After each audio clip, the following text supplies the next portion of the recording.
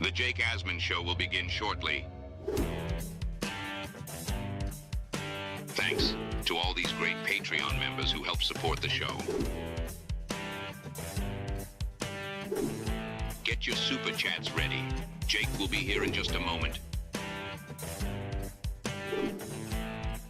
If you love the New York Jets, this is the place to be.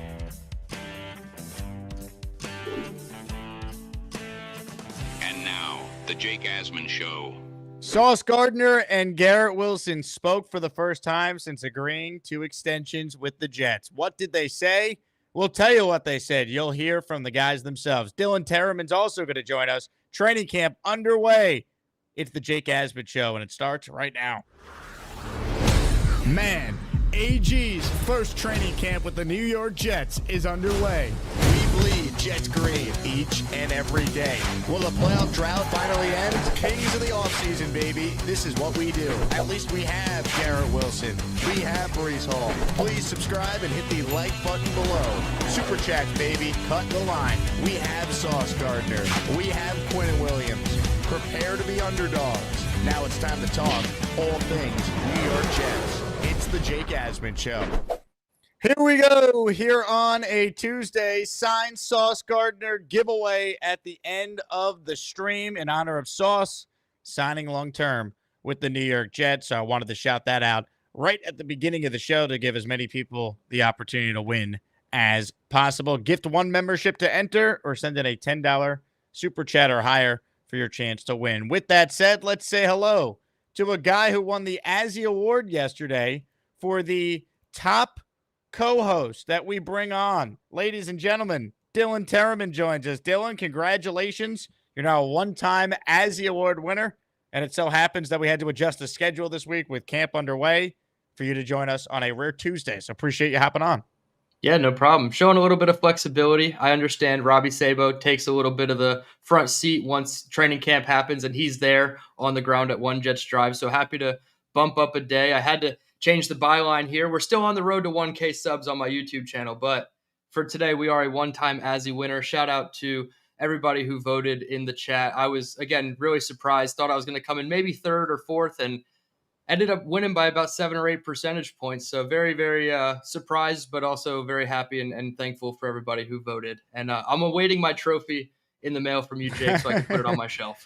There you go. Well, congratulations. You are officially an Azzy Award winner. Earlier today, Alan won the Biggest Show Villain Award, which is, I don't think something you necessarily want to win, but it does allow me to play this. Fuck you, Alan!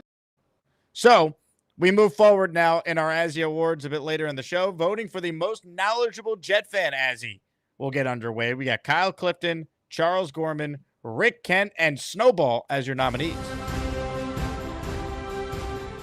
So be ready, because voting for the Azzies will continue in just a little bit. But Dylan, let's first now hear from the two guys that signed big money contracts last week to stay with the New York Jets. Jets reported today they made 3 players available. 2 of them were Sauce and Garrett. Quinnen's actually speaking live right now. So if he says anything notable, we could relay that to you during the show. But let's hear from Sauce and from Garrett because, of course, there were so many questions about whether or not the Jets would get deals done with each. We'll start with the birthday boy. Happy birthday to Garrett Wilson. This was Garrett Wilson on what it means to him that the Jets extended him long term. It meant a lot. Something that we had been working on for a little bit. We both had discussed how we wanted to go about it. On my end, it was, let things happen, handle your business here, and let's just let it happen. And on their end, it was we're going to be working behind the scenes to get it done. So having them follow through on that it means a lot to me. Not to mention I've been here for 3 years. We haven't won many games. I haven't had the season that I had hoped, and for them to still come in here and believe in me and say, hey, we think you can be a part of, the successful side of this thing for years to come is awesome. So I'm ecstatic, man, for real. I love hearing that from Garrett. And once again, this is why you get the deals done early, because the players are fired up. It sends the right message to the locker room. And I think for Sauce and Garrett, new regime coming in, you want to get your best players to buy into it. This is one of the things you do that says, hey, things are going to be different now. Trust us, and we're going to come through. And they promised him a deal, and they came through and got it done. Yeah, the one thing I said on my channel first and foremost is when you get these deals out of the way entering training camp, these guys can just relax and go play football, right? They're not focused on the contractual side of things and they're not, talking to their agents about anything other than, okay, how do we prepare for getting ready for the season? Like when you have all these contract talks, it just creates a little bit of a distraction point. And we all know what happens when we're distracted at our own jobs, right? So just imagine these guys with millions and millions of dollars on the line, how distracted they're going to be every day at practice, every week that goes on, and they're playing preseason games, regular season games without a contract. So I'm glad that first and foremost they can just focus on football. And it seemed like it was a mutual feeling. Like Garrett still wanted to be here. Obviously, there was a lot of tension with the Rodgers stuff, and once Rodgers moved on, it seemed like cooler heads have kind of prevailed in this situation. The Jets knew they wanted Garrett long term, and it seemed like the message that Glenn and Muji were sending to Garrett Wilson, which in my opinion is probably going to sound a lot like, you're the number one guy, we're going to look to get you the ball as much as possible, all the things we've heard them say. Garrett's going to buy into those things because now he knows he's going to get used in a way that he feels more comfortable with. So I'm just glad that you get this stuff out of the way now and we don't have to deal with NFL Live turning on at 4 p.m. in the afternoon on a Wednesday in training camp and talking about why the Jets don't have th's deals done. It's so much better when you're proactive. Mother effing Chew and Mike Dems were the first two gift channel memberships to enter our signed Sauce Gardner jersey raffle at the end of the show. Alan checks in with a super chat. No, not that Alan, one we actually like. He says, it's training camp time. Let's effing go. Dylan Tereman in the house, counting down to week 1. Love the enthusiasm. Jet fan fired up, perhaps, for the start of camp. I know I certainly am. I'm looking forward to hearing about these practices and hopefully getting a chance to watch a couple of them in person. Alan, you were in our raffle for 5 with this $20 super chat. Aaron checks in. Training camp's here. Pumped. Have no expectations for this team. I just want to see good football. And then Aaron followed that up. Put me in for Saucy. 2 raffle entries for Aaron. Dylan, you and I have talked about this. The fact that the expectations externally are so little for the Jets, that to me is not a bad thing for a brand new regime to get a chance to implement their program without potentially more outside noise and distractions infiltrating the building.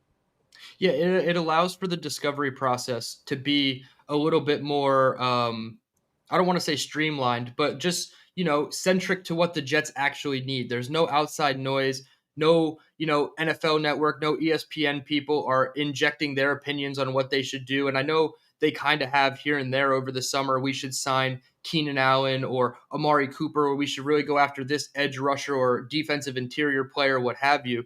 But I feel like this just allows Aaron Glenn to do what he needs to do with this roster. So I'm a big fan and a big advocate of the first 6 months of what they're doing. It's just now let's ramp up. Let's go see physicality. Let's see roster management throughout this summer period. Let's not run our starters into the ground during camp, but also give them enough reps, to make it into the season and not have a ramp up period by October where we finally feel good about the production output.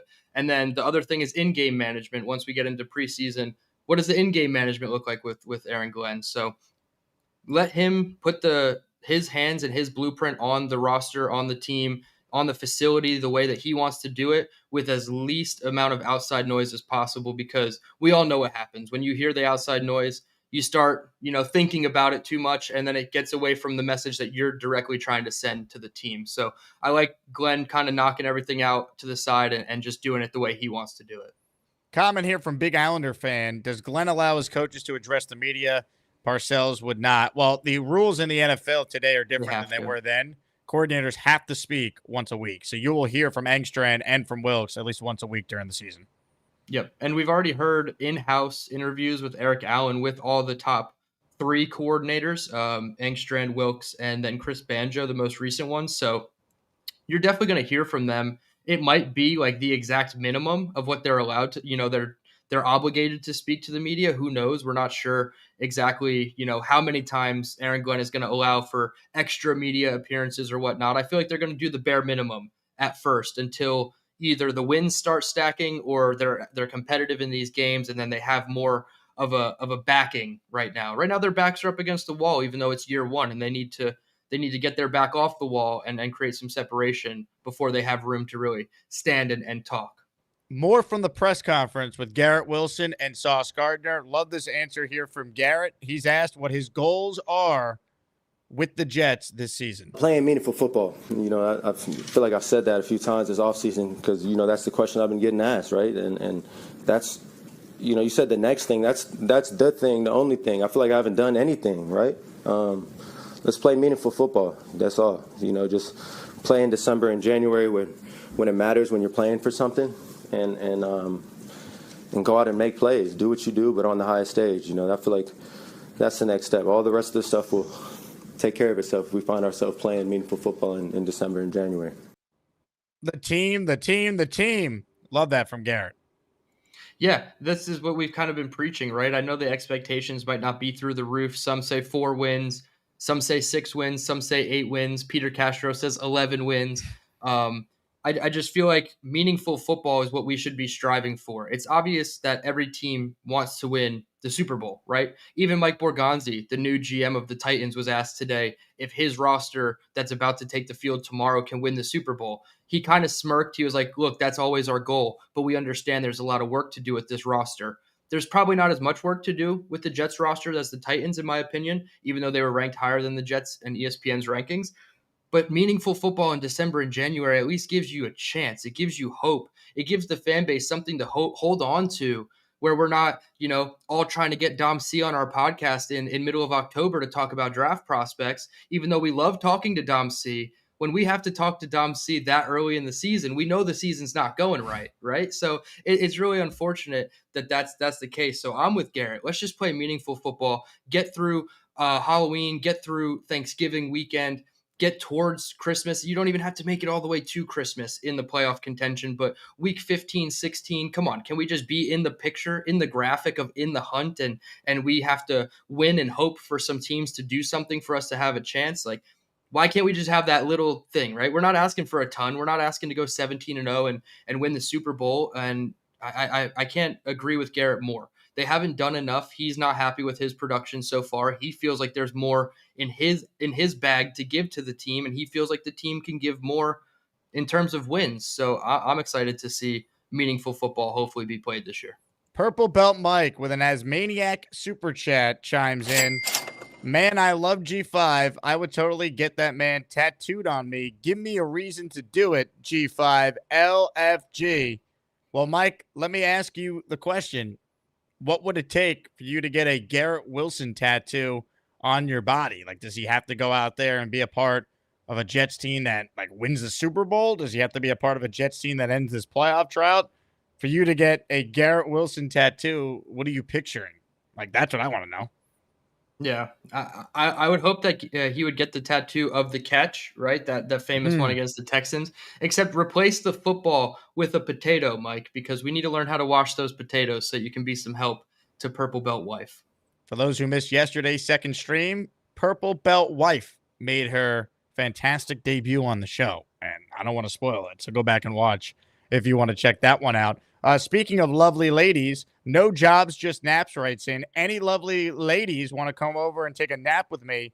I like to be Little Spoon. This, of course, a Charles Gorman parody, or is it the real Gorman? People think I don't want to work, which is not true. I just had a bit of a nap not too long ago, too, so that didn't help. Love it, dude. You're talking about how people don't... You can't say that people think you don't want a job and then say that you came off a real good nap. It's a hard 2 sentences to put together, Charles. It is.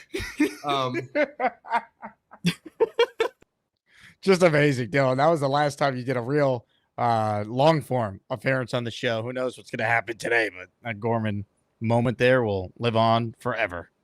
The fact that person who is zero or all naps, 0 jobs or whatever, they used a picture of Gorman from that exact moment when he took his glasses off and he's like, what, you guys did? Well, I said the word nap. What do you think I said? Like, no, we heard you, bud. It's just unreal. Brain bending to understand those 2 sentences from Gorman.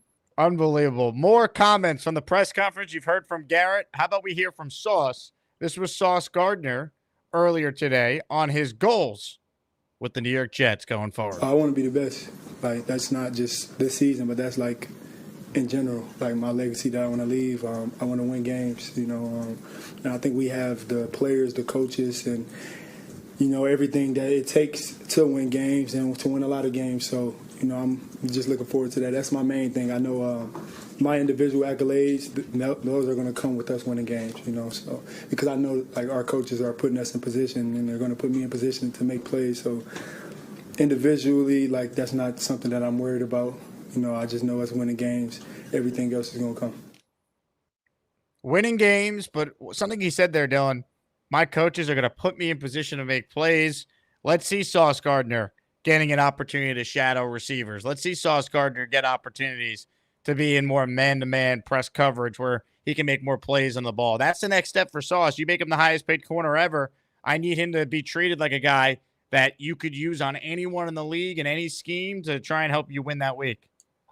Yeah, that's not the first time Sauce has said those exact words. The coaches are putting me in a position to do better, right? So that's something that's seriously affecting Sauce's morale currently with the team in a very, very positive way, and probably went into the fact that, yes, he was being paid the highest cornerback money in the league, but it also helps when they're talking to you in that same way they're telling Garrett, hey, we're going to look to you first to be the guy. They're looking to Sauce first to be the guy. Obviously, Wilkes said it starts up front. They're going to be aggressively, fundamental up front. But having two lockdown corners, Sauce and whoever's across from him, whether it's Stevens or AZ Thomas, it starts with Sauce. So I'm really glad that he's obviously focused on the personal accolades and the individual stuff. And I feel like every player in the back of their mind is. But like you said, team, win games, be competitive, like those types of things. Put me in a position to be successful. All the things that just point towards the fact that this regime is going about it differently. They're not just going to let the talent do what they need to do. They're actually going to still coach these guys up. Believe it or not, a fourth overall pick, he needs coaching too, right? Like people forget about that. They're like, oh, he's a fourth overall pick. He should just hit the ground running, which he did. And then, it should just be linear progression ever since then. No, he still needs coaching so that he doesn't plateau or take a small dip like he does last year. So I'm really excited for Sauce. Somebody in the comments said he's looking big. He's one of the 5 to 6 players, maybe even 8 players we've talked about this summer that visibly look bigger. That doesn't necessarily translate to better production, but when you're bigger and you're still maintaining your speed and agility, it goes a long way in the sport of football. So Sauce is definitely bulked up. I hope the schematic change is good for him. And I love when he says they're putting me in a better position because it just shows confidence in the coaching staff and a mutual interest to get the most out of all these players. Explain from an X's and O's standpoint, Dylan, the scheme that Sauce is likely to be playing in now and why he's better suited to now have an opportunity to make more plays, interceptions, etc.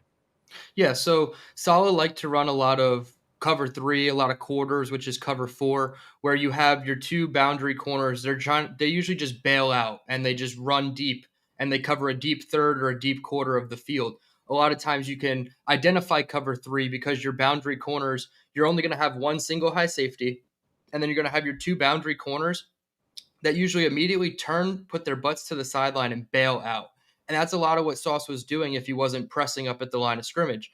Now I think he's going to be more within the first 3 to 5 yards of the line of scrimmage, getting 1 to 2 hands on the receivers, stopping the timing of the route. And once the quarterback gets to the back of his 3-step, 5-step, 7-step drop, that receiver is jammed up now. He's been disrupted by Sauce, so he's no longer going to be at the landmark where the quarterback is looking for him to throw. So I think when you get these guys closer to the line of scrimmage, able to be more physical at the line of scrimmage with these wide receivers, a lot of these wide receivers, dude, they don't like to be touched. I know that sounds silly, but like these guys are kind of divas, right? If you're able to like get them up at the line of scrimmage and choke them out, like AG said to AZ when he was drafted, that really goes a long way to stopping your pass concepts from being successful. If you have everything as timing-based offense, you're not getting your timing right. That guy's not running across the middle when he's supposed to be. And now the quarterback's holding the ball an extra second.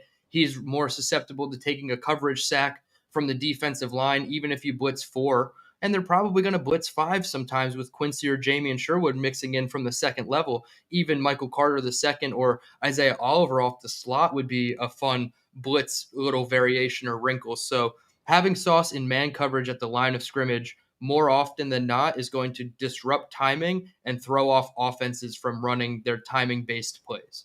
If you're just joining us, we're giving away a signed Sauce Gardner jersey at the end of the show. The Jordo Show, he is in the Asmaniac raffle for 5 by gifting 5 channel memberships. J-O-B, job. Sauce and Garrett have jobs with the Jets for at least the next 6 years. Fab, Charlie Rose, Jose Constantino, Scott Atkins, and Dilraz7798 all receiving a channel membership courtesy of the Jordo Show. Weeb the Dweeb with a super chat. He's been an Asmaniac for 13 months. Dylan, who is your sneaky player that's going to break out this year? I'm hoping it's Arian Smith. Yeah, no, Arian Smith would be a good call out. Trying not to use Arian Smith because you did Weeb the Dweeb. I'd say Malachi Moore, the rookie on the defensive side. I think he's honestly going to be a starter before long. I did my defensive rankings episode last night, and I don't know, man. I'm just really high on Malachi Moore. I think he's eventually going to surpass Tony Adams as the starter in this defensive secondary alongside Andre Sisco. So I would say Malachi Moore, the nickel / safety, however you want to label him, DB. Now, if I'm going to go offense, the sneaky breakout player might be Braylon Allen. And I know I'm a big advocate of Breece Hall being the bell cow, 70% of the snaps, if not more.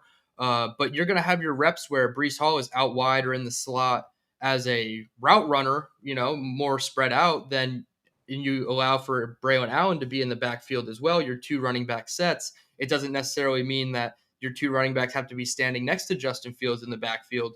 So Braylon Allen with Breece Hall on the field could be just as lethal as with Breece Hall off the field. Honestly, I would argue that Braylon Allen is more of a threat when Breece is on the field. So I would say Braylon Allen would be the offensive guy that I think could be a sneaky breakout player. I like that a lot. Now, I asked Richie a similar question on my first show today, Richie from Jets Media. He talked about Will McDonald. Now, it depends how you want to look at it, because McDonald, You could say, broke out last year with 10.5 sacks, but I think there's another level to his game, so I didn't hate that answer. Your thoughts on McDonald as a quote-unquote breakout candidate? Would he still count in your eyes? Yeah, he would be a breakout candidate. I just don't think it would be the sneaky breakout candidate. Like we saw the first half of last season, he really exploded. Then the second half was a little slow for him, 2.5 sacks over 10 games to finish the season. So I would definitely agree with Richie that it's a breakout candidate for sure, because can he put himself in the national spotlight of, hey, I'm Will Mother effing McDonald. I have 13, 14, 15 sacks at the end of this season, and you're talking about me in the way that we've heard them talk about like Trey Hendrickson and TJ Watt. Like, can you put yourself in that bracket? Then that's a good breakout for Will McDonald. Sneaky breakout, probably not so much, because I think Jets fans already know that he's a really good player. Speaking of really good players, this guy is not a really good player, but he is in the news. Jamal Adams signed with the Raiders, so he's reunited with Pete Carroll. No details of the contract have been announced, which typically tells you veterans minimum, because if it was a significant deal, the agent would want it out there. And guess what? It's not out there. So for the Jet fans that somehow wanted Jamal Adams back with the Jets, I'll never understand it, but you could close that door officially as he signed with the Raiders. Dylan, your thoughts? Yeah, I saw this come in right as we were getting ready to start up, and I put it in the chat, and honestly, my immediate thoughts were, I'm just glad it said Raiders and not Jets. I know he wanted the reunion with the Jets, and some fans are crazy enough to welcome a reunion with Jamal Adams. I understand there's a quote-unquote need for safety. I also wouldn't have been surprised if that update said 3-time Pro Bowl safety Jamal Adams retires because he couldn't find a job in the NFL. So whatever, it's Jamal Adams. I'm sure in the media, you'll hear him say something silly, or he'll make a bad play, and it'll be Jamal Adams like we know. Jamal Adams. Once upon a time, we all loved him, and now we don't. I'll leave it at that. Big fella with a super chat here before we get to one last cut from Sauce. R.I.P. Ozzy, Crazy Train, the perfect football song. Dylan, you got the poster up behind you there. I know Ozzy obviously meant a lot to you, so the floor is yours to talk about this. Yeah, definitely a sad moment. 76 years old. I know he was suffering from like Parkinson's and a lot of things like that. he was able to do his farewell show a couple weeks ago, back to the beginning. Again, it was also sad because he couldn't get out of the throne, right? It was cool that they brought him in on a throne, but he couldn't get out of it, right? And there was moments where he wanted to stand up and really get in going with the crowd and really belting his lyrics. But yeah, sad to see. Obviously, you see it right here. This is the Black Sabbath's first album, Lithograph. All the members of Black Sabbath at the time, Bill Ward, Geezer Butler, Tony Iommi, Ozzy Osbourne here. I always joked with my stepdad who gave this to me. I was like, yeah, I'm going to wait till, Ozzy passes and then I might sell it, get me out of some credit card debt or whatever. But now that he's actually gone, I don't think I have the heart to do it. And just a sad moment, right? You turn on Twitter and you see all the updates and you see all the concert clips of him playing and he's singing Mama, I'm Coming Home. And like, hey, Ozzy came home today. So shout out to Ozzy, Prince of Darkness, forever. The Blizzard of Oz. I mean, just a true freaking legend, man. Honestly. If YouTube wouldn't copyright infringe any of the music Yep. I would love to play, I think we'd be Yep. jamming out on the show to some Ozzy songs. But unfortunately, you can't do that. But shout out to Ozzy Osbourne and, condolences to his family and all his fans out there. Shout out to Frank P. He joins the Signed Sauce Gardner jersey raffle with 10 memberships, baby. That's right. A 10 spot from Frank P. coming through for the people. America. I pledge allegiance to the flag of the United States of America and to the republic for which it stands, one nation, under God, indivisible, with liberty and justice for all.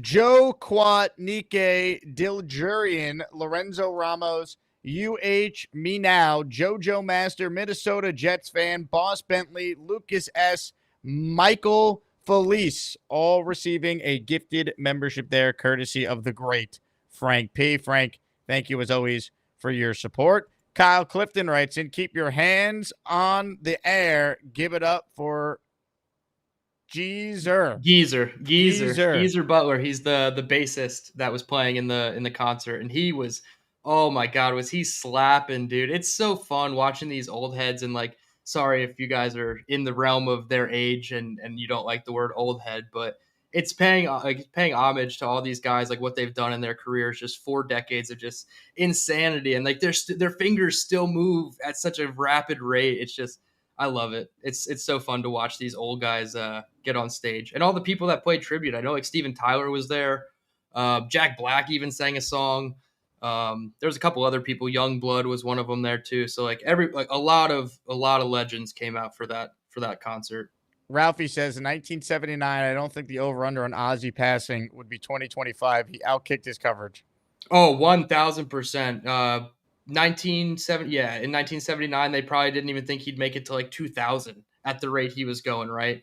And another thing I joked, I was like, yeah, I want to start looking at trying to sell this or get a value on this thing, but Ozzy's lasting longer than his fans are. Like, how many people are going to be there that listen to Ozzy in such a true way that they would like appreciate this memorabilia? But yeah, he certainly lasted a lot longer than most people thought.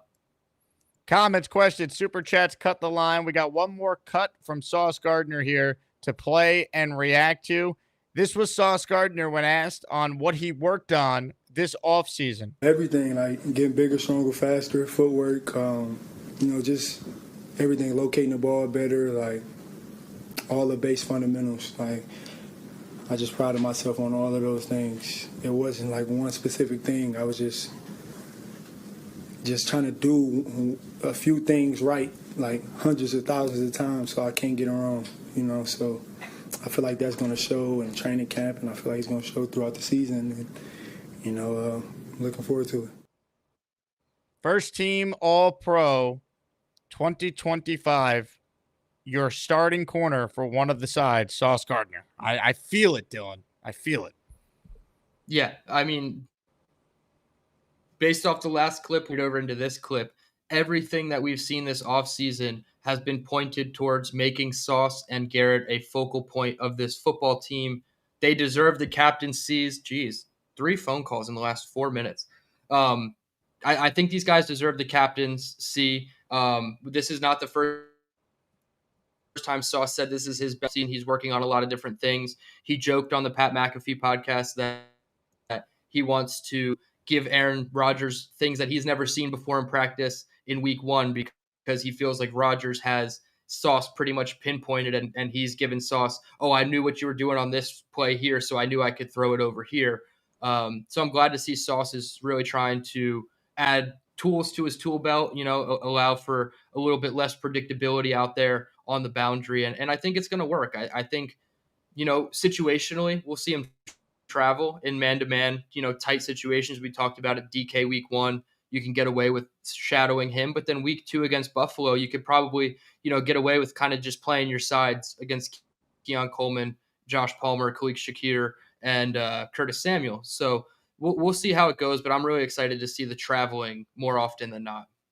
Eli wants to know about Donovan Edwards. Is he an afterthought? Your thoughts on Donovan Edwards competing for a spot on this roster?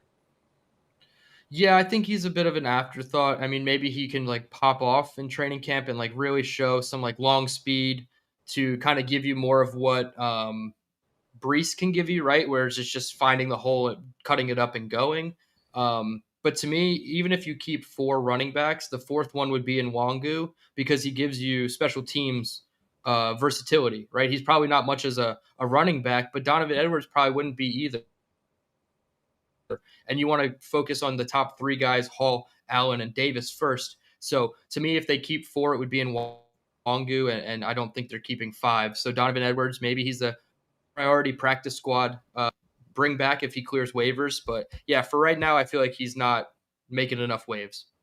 If you have a question for Dylan to answer, make sure you write it in. Super Chats will cut the line. If it's a $10 Super Chat, you get 2 raffle tickets for your chance to win a Sauce Gardner jersey that is signed by the man himself at the end of the show. If you don't win that, you're still entered in our weekly raffle, which features a Joe Namath signed helmet and a Justin Fields signed helmet. The greatest quarterback in Jets history and the current quarterback of the New York Jets. As we kick off training camp, Jets hit the practice field for the first time tomorrow morning. Aaron Glenn scheduled to speak at 10:05. I will be live for Glenn's press conference and react in real time. That's coming up on the channel tomorrow morning. So if you want in on that, make sure you hit the subscribe button, turn on notifications so you know when we're going live tomorrow morning to react in real time to AG's first press conference of the 2025 season. Before we get to your calls, we are presented today by my friends at Circa. Circa Million and Circa Survivor are back with a massive $21 million in guaranteed prizes. Circa Million. Pick 5 games against the spread each week. 126 ways to win with $6 million guaranteed. Circa Survivor, 1 pick a week, no point spread. Last the longest to win it all. $15 million guaranteed. Enter in Nevada, play from anywhere. $21 million guaranteed. Visit circasports.com for details. Circa's contest weekend. We're going to be out there at the end of August for everyone to come out and sign up to be a part of the greatest 2 pro football betting contests. Once again, you got to sign up in Vegas. So let's make a trip to Vegas. I'll be there August 21st and August 22nd, broadcasting the show. Going to have some great guests that are going to join us over those days, but Circa's just the place to be, man. It's the best place if you're a sports fan. I call it Sports Heaven. They got the largest indoor and outdoor sports books in these contests. I mean, you heard Derek there in the ad I played. It speaks for itself. Once again, Stadium Swim, the sports book, largest indoor, largest outdoor. I love Circa. I can't wait to be there in about a month from right now. So let's go, baby. Vegas. See you there. Ladies and gentlemen, we bring Dylan back on the show right now. And let's get to some of your calls. We have a lot of open phone lines. So if you want to make your debut on the show and get 2 raffle tickets for doing so, now's the time to do it. First up today, Ricky NY. Ricky, New York is my name. Florida State is my game. My internet sucks, call it Jake. When it's time to smoke and debate, the New York Jets are gonna win. My team since I was a kid. My New York Jets are gonna win. I'm Richie, New York. Don't forget that. Florida State, bitches. New York Jets. We got this shit. It's time to win, baby. Win. Can't wait. Hey, how's it going, Jake? Hey, Ricky, how are you? You kind of caught me mid-smoke. Are we going to debate as well and really be true to the intro? You know, I'm taking a day off from debating. I'm smoking one for Ozzy today. Absolutely. Terrible, terrible loss. Saw him many, many times. Last year I got to meet Zach Wild, his guitarist, when he was here with Pantera.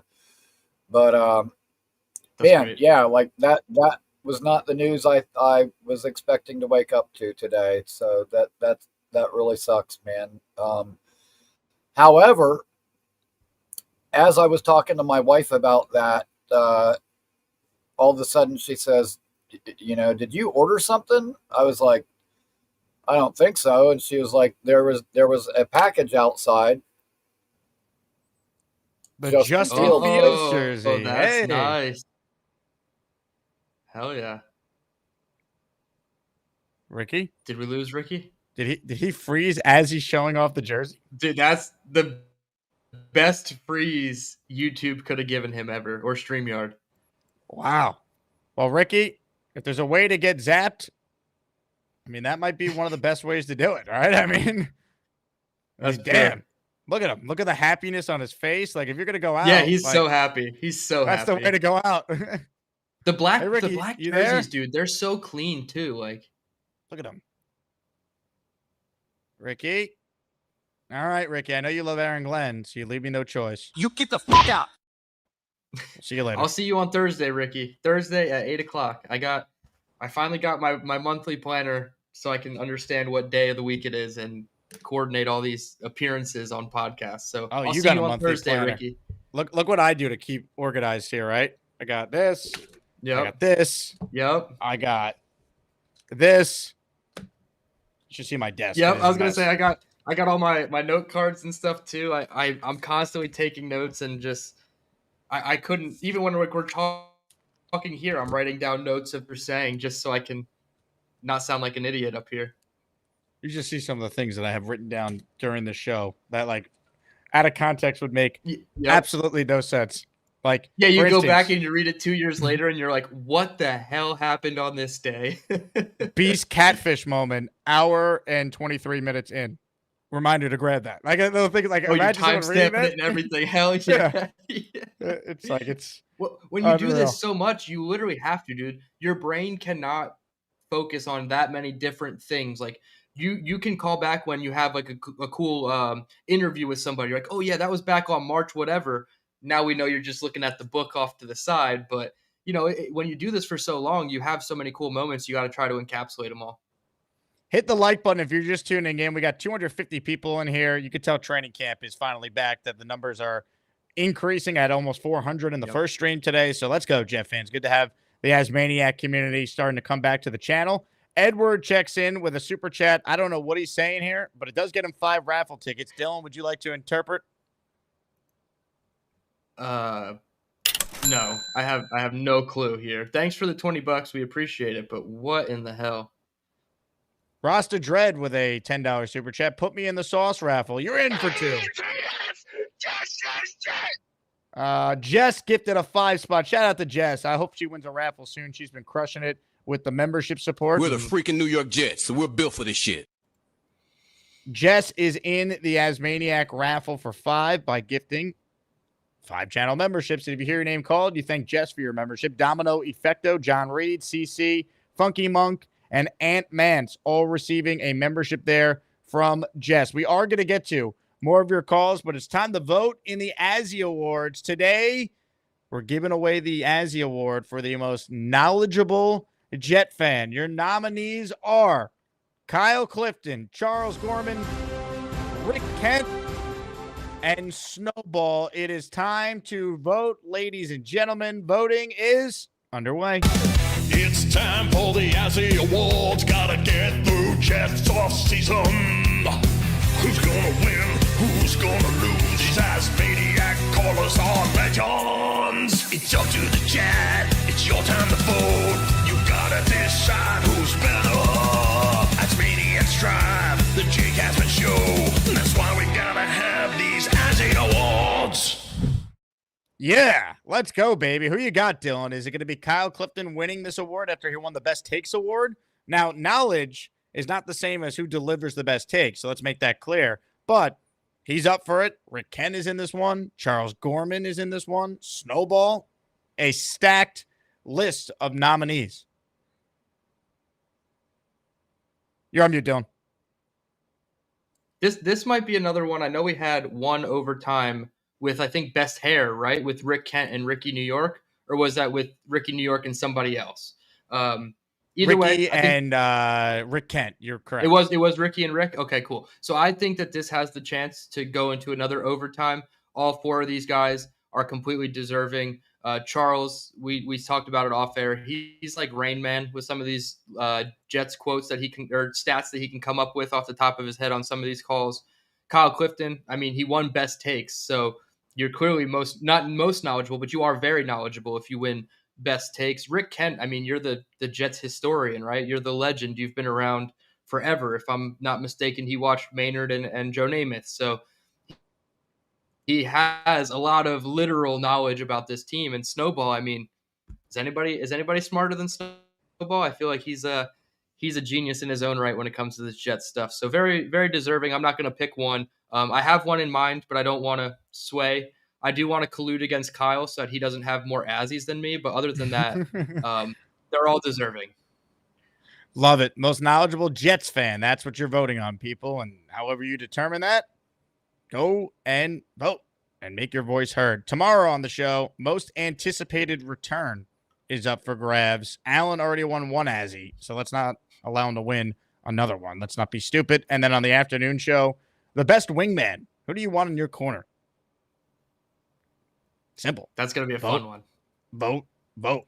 You determine who wins an Azzie award. Hey, shout out to Johnny Boy. He says, Snowball forever. So Johnny Boy back in his co-host on Jets Worldwide. Wide. Eli checks in with a 5 spot of gifted memberships. Eli, let's go, baby. Pew, pew, pew. Abracadoodle.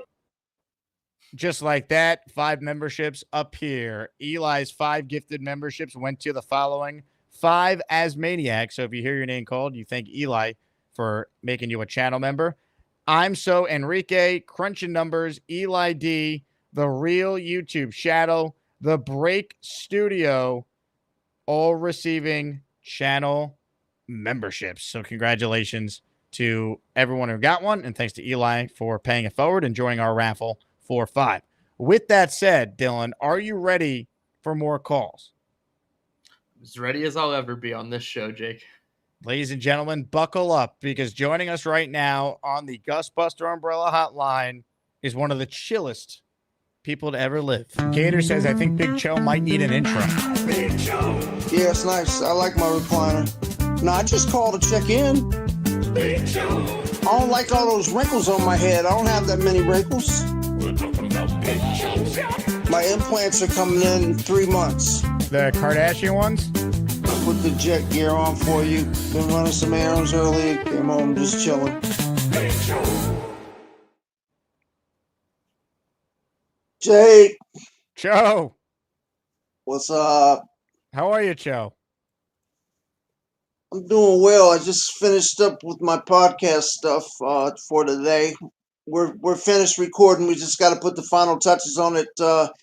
She's putting the final touches on it tonight, and then we're meeting tomorrow at 11:30 to just do some odds and ends, and then we'll be ready to go.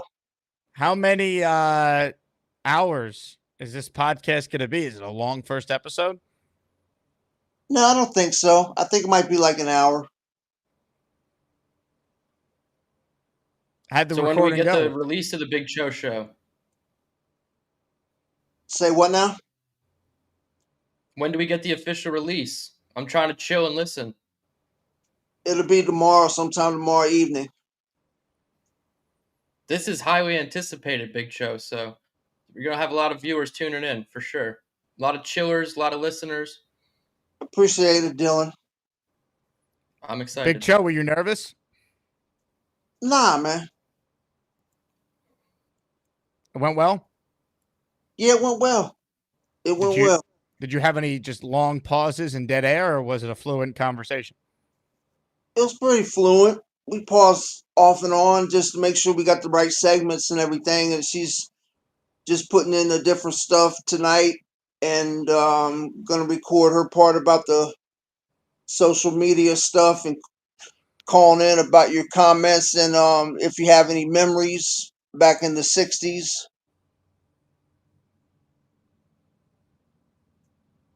So you're featuring guest messages on your show. So if I like sent you something, you could possibly talk about my question on your show.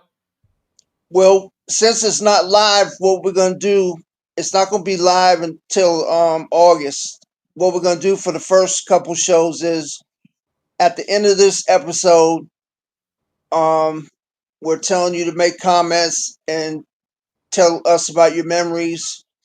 And then at the beginning of next show, I'm gonna read them aloud.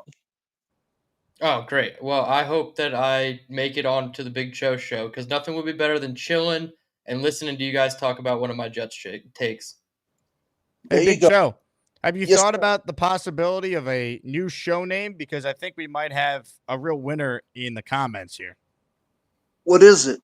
Chillin' with Cho. Wow. Chilling with Cho. You don't like the Big Cho show featuring Shania? It doesn't really roll off the tongue as well as Chillin' with Cho. Yeah, but I got to get Shania in there some way. Chillin' with Cho Cho and Shania. featuring Shania. Chilling with Cho featuring Shania? Or chilling with Cho and Shania. That way Is she we know really you're a both co-host, chilling. or it's just you really talking? Nah, she interjects like some questions and all so that I can answer them. So it's basically kind of like that for now, but it'll be more back and forth when we go live. Now, Rick Kent, he says the Big Cho show sounds worse every day. To a hater like Rick Kent, what is your message? Why does he say that? Why is he a hater? Give me some background on him. Rick, I'm going to need you to explain why you don't think the Big Cho show sounds very entertaining. I don't know. The chilling with Cho and Shania sounds pretty good, actually. You like that, Dylan? I do, yeah. I mean, I did like the Big Cho show. I'm not going to say it sounds worse every day, but chilling with Cho and Shania, I mean, you know exactly the vibes you're walking into. You're getting a real chill atmosphere. Everybody that's listening is going to be chill. So I think that's a good one. Rick says it won't be live. Cho must be live. I told you the first couple episodes not going to be live, but we will be in August. Big fella says Shania needs to earn her spot. Don't put her in the title. Wow. Oh, Big wow. fella.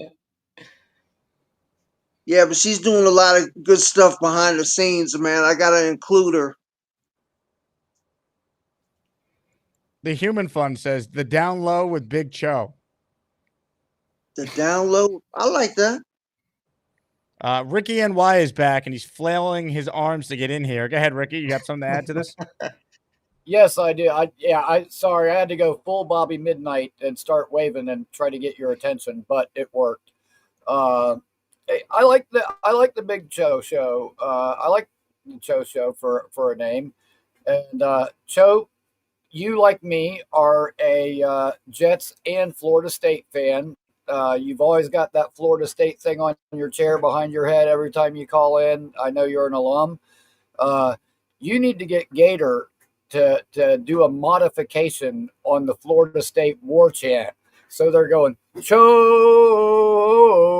with the whole stadium yelling your name. That would be Do that again, awesome. Ricky. And looking forward to your show, man. Do that again, Ricky. Cho.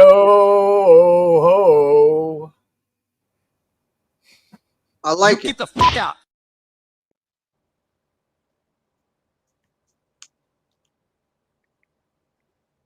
What happened, Jake? I'm just chilling. Are you? Hey, what time are you going to be on the Michael K show? What time is that so I can listen? I'll be on 1 to 3 Thursday and Friday Eastern. Okay. And then tomorrow night I'm on from 7 p.m. to 9 p.m. For whose show? Just our night show. Is it ESPN 880? It is. Are you taking calls all 3 days or no? Yes, definitely. Okay. Well, I'll call and support you. Rick Kent writes in Big Cho Mania. I think you maybe have won Rick Kent over. I hope so. I haven't really tried to do anything to make any enemies. Dave Brigger writes in Big Cho sounds okay, but he needs to be more expressive. What do you mean? Dave, can you please clarify? Hey, Big Cho, does anyone ever make Cho Mama jokes? Cho Mama? No. That's good, though. Black Gypsy says Shania brings in a different demographic. Gotta have her. Yeah, you gotta have her in there, man. She's good. She's a good girl, man. What you call the voice of an angel. That's right. Dylan, how you doing, man? You chilling? I'm chilling. I'm just trying not to hurt my back, so I'm just chilling. Yep. Yo Home says Coach Cho brings the energy. Amen. Cho, have you ever met someone with more energy than you? Oh, sure. Matter of fact, I hate to bring it back up, but my man that just passed last week, he has some serious energy, man. Maybe you should call the show Big Cho Energy. Nah, I am going to take you up on your advice of dedicating the show to him, though. Yeah, I think that's a great gesture. Absolutely. Yeah, I appreciate that, man. Yes, he's definitely going to be missed. Dave Brigga says, Cho, try bringing more passion. Dave, I don't know if Cho has more passion than what he's giving us right now. It's oozing out of his pores right now. What you want me to do, man? I'm always in a chill mode, unless we're at practice. Maybe give us like a jet chant as if you're at practice. What kind of jet chant? The jet chant. JETS, Jets. Is there another one I'm not thinking of? Nah, that's the one. That's the one. Okay. Hey, I have a question for you, Jake. Are you looking forward to meet me in October or what? Big Cho, I can't wait for October 19th. You guys gonna be chilling in October? Oh, I'm flying up on the 18th. I still need somebody to pick me up at the airport. I'll tell you what. There's got to be someone out there who wants the opportunity to go one-on-one with Big Cho. I'm flying into Newark. I'll be in late morning on Saturday the 18th. Well, Cho, I'll tell you what. If I had a car, I'd love to do it, but I don't have a car anymore. I feel you. You live in Manhattan. I do. How you like it? Big city chilling. You don't need a car. Hey, are you bringing your recliner with you? Can you check that as a bag? I asked. They wouldn't let me. Okay. I volunteer Nick Shine to pick you up. Peter Castro with a great suggestion. You got some listeners that are close to Jersey, to Newark, that can pick me up? Nick Shine, I think, would love to. I haven't run it by him yet, but I'll just speak on his behalf. I'm sure he's 100% The worst part is Nick would definitely say yes to this. He'd be like, yeah, absolutely, no problem. He's an Asmaniac. He's a Shiner. Yeah, we'll get him in here. He'll come pick you up. Well, who's your preference to pick you up, Big Cho? If you had to pick one Asmaniac in the tri-state that you want to pick you up, who would it be? Oh, it doesn't matter. I like everybody in the chat. Yeah, and then I would like to try to get a ride to your tailgate. Aren't you having something on Sunday morning or something? Absolutely. You got to sign up for that? You do, but we don't have the link just yet. We'll have it when we get a little closer. All right, costs money. As does most things in life. Yeah, I was afraid you were going to say that. I'll tell you what, Big Cho, it's going to be a great deal. It's going to be all you can eat, all you can drink. There'll be games, and we get it at a significant discount because you're part of the group buy. How much is going to run me? Probably about $1 million or so. Oh yeah, pocket change. Yeah, how much money needs to be on the floor for you to bend down and actually pick it up? When you're walking around and you see some cash on the sidewalk, how much needs to be on the floor for you to stop what you're doing, bend down, and pick it up?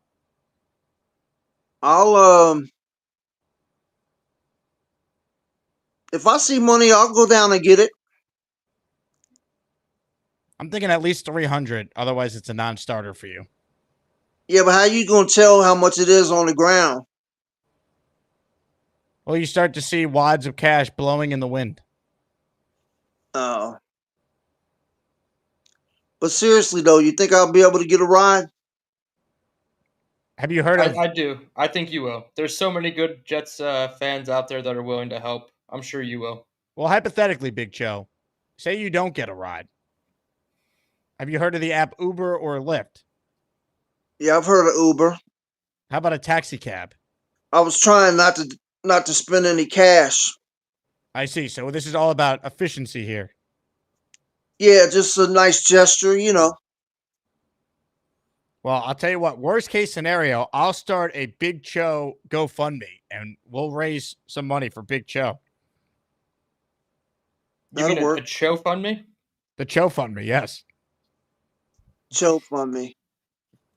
Somebody said take the train, but you know, I don't know a lot about that stuff in New York City. You know, I'm from North Carolina now. I'm originally from DC, but I'm from North Carolina now since I've been here forever. Hey, Cho, do you still have that quarter zip you put on earlier? Quarter zip. No, that was a full zip. Go put that thing back on. The full zip? Yeah, I think the people are dying to see it. I just saw a bunch of comments asking for it.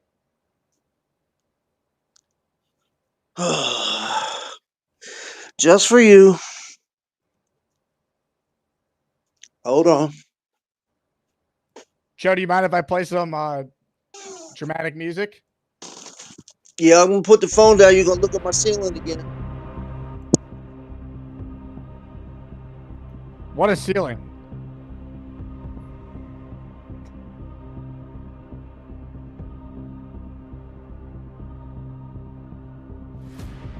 This is incredible. Joe, you still there? Yeah, I'm putting it on. I see him. All right. We got nervous about you.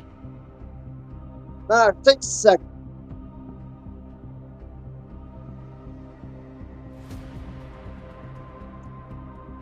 Need to wear this when it's a little cooler outside or inside. You have a great ceiling, Big Cho. Appreciate it. Look at you, Big Cho. You look ready for this Jets game in October now. I'm ready. I'm waiting on my Big Cho jersey to get here. I ordered it up, like you said. Dylan, has anyone ever looked more chill than Big Cho does right now? No. I'm trying to emulate as best I can, and I'm not giving off nearly the chill vibes. That is such a nice zip up. I'm so jealous. I think it was Nick Shine had that nice quarter zip the other week, and now Cho's showing him up with this the sweat top. I mean, I love it. I got the matching pants. Oh man, I'll tell you what, Big Cho. Your calls today were outstanding. We're glad the podcast recording went well. Make sure you call back tomorrow and tell people where we actually could find this damn thing, all right? I definitely will, Jake. Ladies and gentlemen, there he is, the great Big Cho. You get the fuck out. Dylan, I give you credit, man. You were chilling that entire call. Well done. I committed to it. My neck hurt, but I committed to it the whole time. I had to. I couldn't type in the chat. My computer was too far away. I'd have to get up to type, so I committed to the bit. It's always good chilling with Cho, which I think the name should be, right? That's such a great name. It Chilling really with is. Cho. Ariana says, Jake, what's up? Been a long time since I've seen your show. Hope your summer's going well. Jets football season is almost upon us. Thank you, Ariana. The show is going fantastic, and it's about to be even better with training camp getting underway. Shout out to everyone who's maybe watching their first show in a while with camp opening up today. Devin checks in. He's in the raffle for one. He had a super chat as well. He says, thanks, Jake. Love the show. Big Cho. Laughing emojis. Hell yeah. Ricky says, Thursday at 8 p.m. I will be chilling with Dylan. That's right. The collab everyone needs. Yes. The Human Fund checks in, gifting We'll a be membership. smoking and debating on Thursday for sure.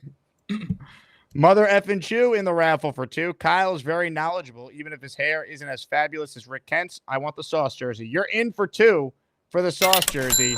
Everyone tuning in late, I'm giving away a signed Sauce Gardner jersey at the end of the show, so you got to be in it to win it. And Mother effing Chew is in for 2. More calls right now. Alan's Finger is on the line, and Alan's Finger is up next. Hello, Alan's Finger. Hey guys, what's going on? I just wanted to say that y'all give me so much hope with my shitty ass job and his shitty ass ways. But god damn it. Oh, I love this show, Jake. You are the best, and I'm so sorry I'm attached to a terrible, terrible man. But thank you, y'all are so supportive. Dylan, I wanted to say I'm so sorry about Ozzy Osbourne today. He was one of my favorites as well. But oh, my boss needs me. Hold on 1 second, guys. I'll be right. Oh God.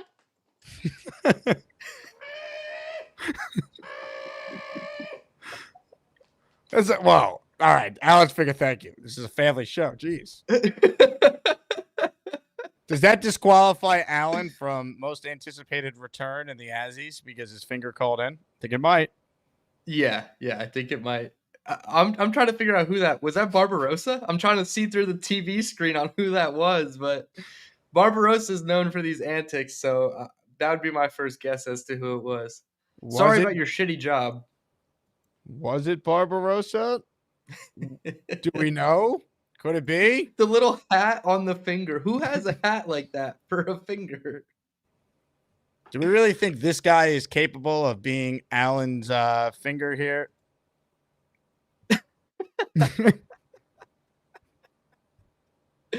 Oh, that's too perfect. That is a 1-to-1 comparison there. The Honorable Barbarossa. Let's get it right. Judge Barbarossa, baby. Black Gypsy in the Asmaniac raffle for 1. Let's go. Shout out to you, Black Gypsy. All right, more of your calls right now. This guy is demanding an intro from Gator. Do we think that approach will work? Chat, you decide. Rob, you're next. Hello, Rob. I don't think that approach will work with Gator, but anywho. Dylan, how you feeling, buddy, after the car accident? I'm doing a lot better. I've played 3 rounds of golf, and definitely no excuses. I'm feeling good. Back to work, 100%. Good, buddy. Good to see you back in action again. Appreciate it. You kind of saw my question, and you answered the short version. I kind of want the long version now, if you could. And you know what the question that was you. Okay. Yeah, that was you. Me. I think I've spoken to you before, correct? Yeah. I didn't recognize Robert D. I'm usually seeing Rob the Jet fan. That's what I'm used to. So why don't you? As far as your question, So I said no to Fields being the future quarterback of this team, but that doesn't mean that he can't be the quarterback for 2026, right? It might be the short-term future. I just don't see him getting the 3 to 4 year extension with the Jets. Maybe we do see 2 years of Justin Fields being the guy. After that, though, I don't see it, right? Unless he really balls out this year. And Jake and I talked about it last week, and I said maybe he gets an extension if he's, absolutely balling out this year. But I still think next year you're going to go into the season with him either as the bridge or as him as the outright starter for just one more season. I don't see the $20+ million contract coming for Justin Fields, like the 4-year, $70 million contract. I don't see it yet with the Jets. I think you're on mute, Rob. Hold on. Your audio was shitty, so I muted you during that for no feedback. Go ahead. Okay, so Dylan, why is the reason why you think that?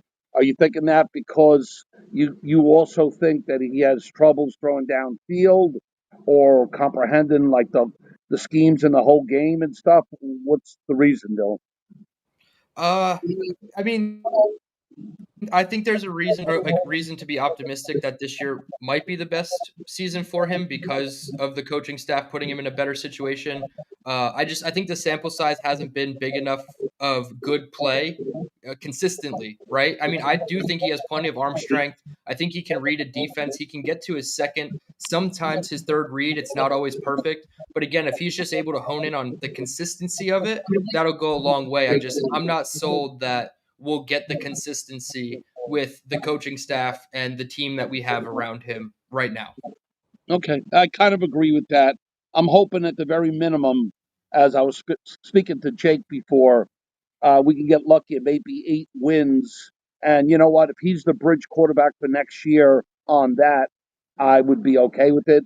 I still think that we have to draft one of these quarterbacks coming out, being that supposedly there's 5 or 6 good ones coming out.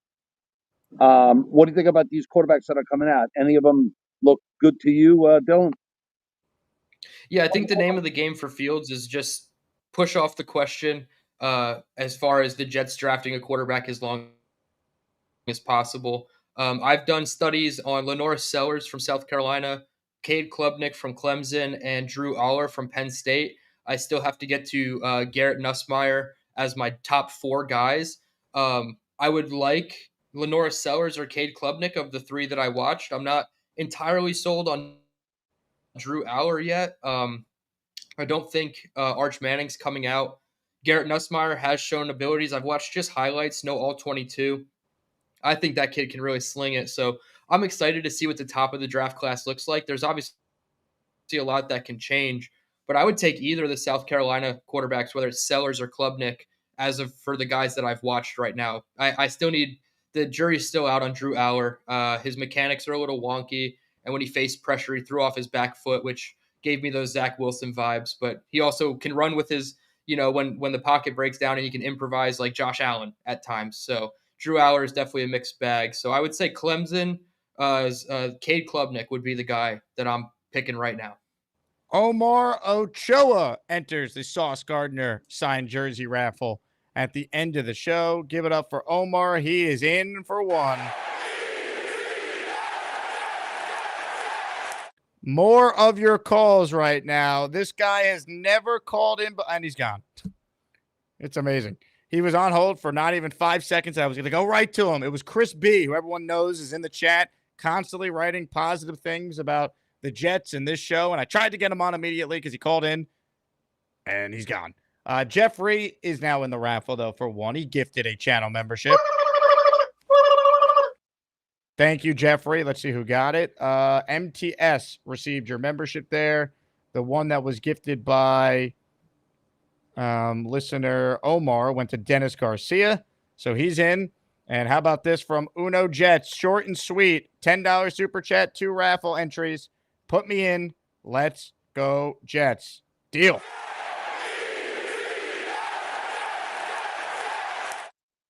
Dylan, all I'm going to say about this next call is buckle up, because we have no idea, no clue what's about to happen. You know what time it is? A beast breaker. 666. I'm gonna take my fist and shove it up your ass, and then he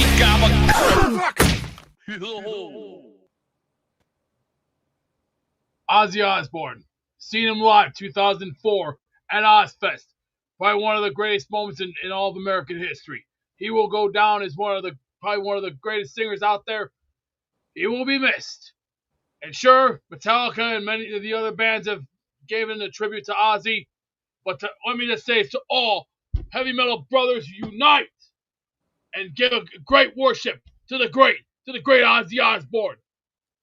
You're going to be truly missed, and you'll always be remembered by not just us, but many of the other bands that you brought into this world today. Thank you, Ozzy, for what you've done for heavy metal and for all of us. And you better put this out, Metal Hammer, and you better put this out, Metal Edge. Ozzy will be the greatest musician of all time, hands down, and you can bet on it, and you can bank on it. Hey, Beast, you going to play any guitar? I know Dylan really wants that. Nah, not today. Not today. My headache's been through the roof. Oh, there's a rumor going around. That Bobby Beasley wants to come on this show and go one-on-one with me. Not gonna happen, sucker. We're done. We're finished. We're moving to the future. And by the time 2026 shows up, I'll probably have a new start at life. And maybe I'll grow my own ganja. Yeah, maybe that would actually feel good. Yeah, grow some old ganja. Yo, smoke it up, relax. Beast. Think of the great things in the life of greatness. What about the wizard rumors? Who cares? Take that, abracadoodle. Do I look like I give a crap about Yes, that? you Hell do. no. You do, Beast. Seems like you do. Now, Seems what like about he the cares. rumors that you played Princess Leia in Star Wars? Help me. Obi-Wan Kenobi. You're my only hope.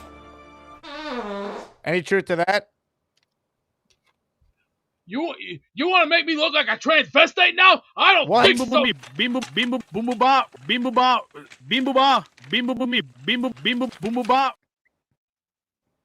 Dude, you were 100% correct. You prefaced his phone call by saying, "We truly have no idea what's going to happen." He comes on holding a guitar, does a really nice tribute to Ozzy Osbourne, probably the most salient thing Beast has ever said in his life. Thank God he put the guitar down and didn't start strumming it. I was really nervous he was going to play us something just completely off. But then you go and you say that, Beast. What are we doing, man? Man, that was something. Big Country says Garth Brooks was better than Ozzy. Who's got $50 to put this guy in the damn hole? What the heck? Even if it feels good, I'm taking a quarterback round one. Well, it depends on how good he is, right? If he plays like Sam Darnold, for instance, you're not, or Baker Mayfield, you're not. If he's like Tyrod Taylor when he broke the Bills playoff drought and they still were like, we went 9-7 with him, but he's not our future, like, and you still have that conversation if there's someone you like. So it depends what it looks like and where they finish with Fields before I could really get an idea if it's worth taking a quarterback or not.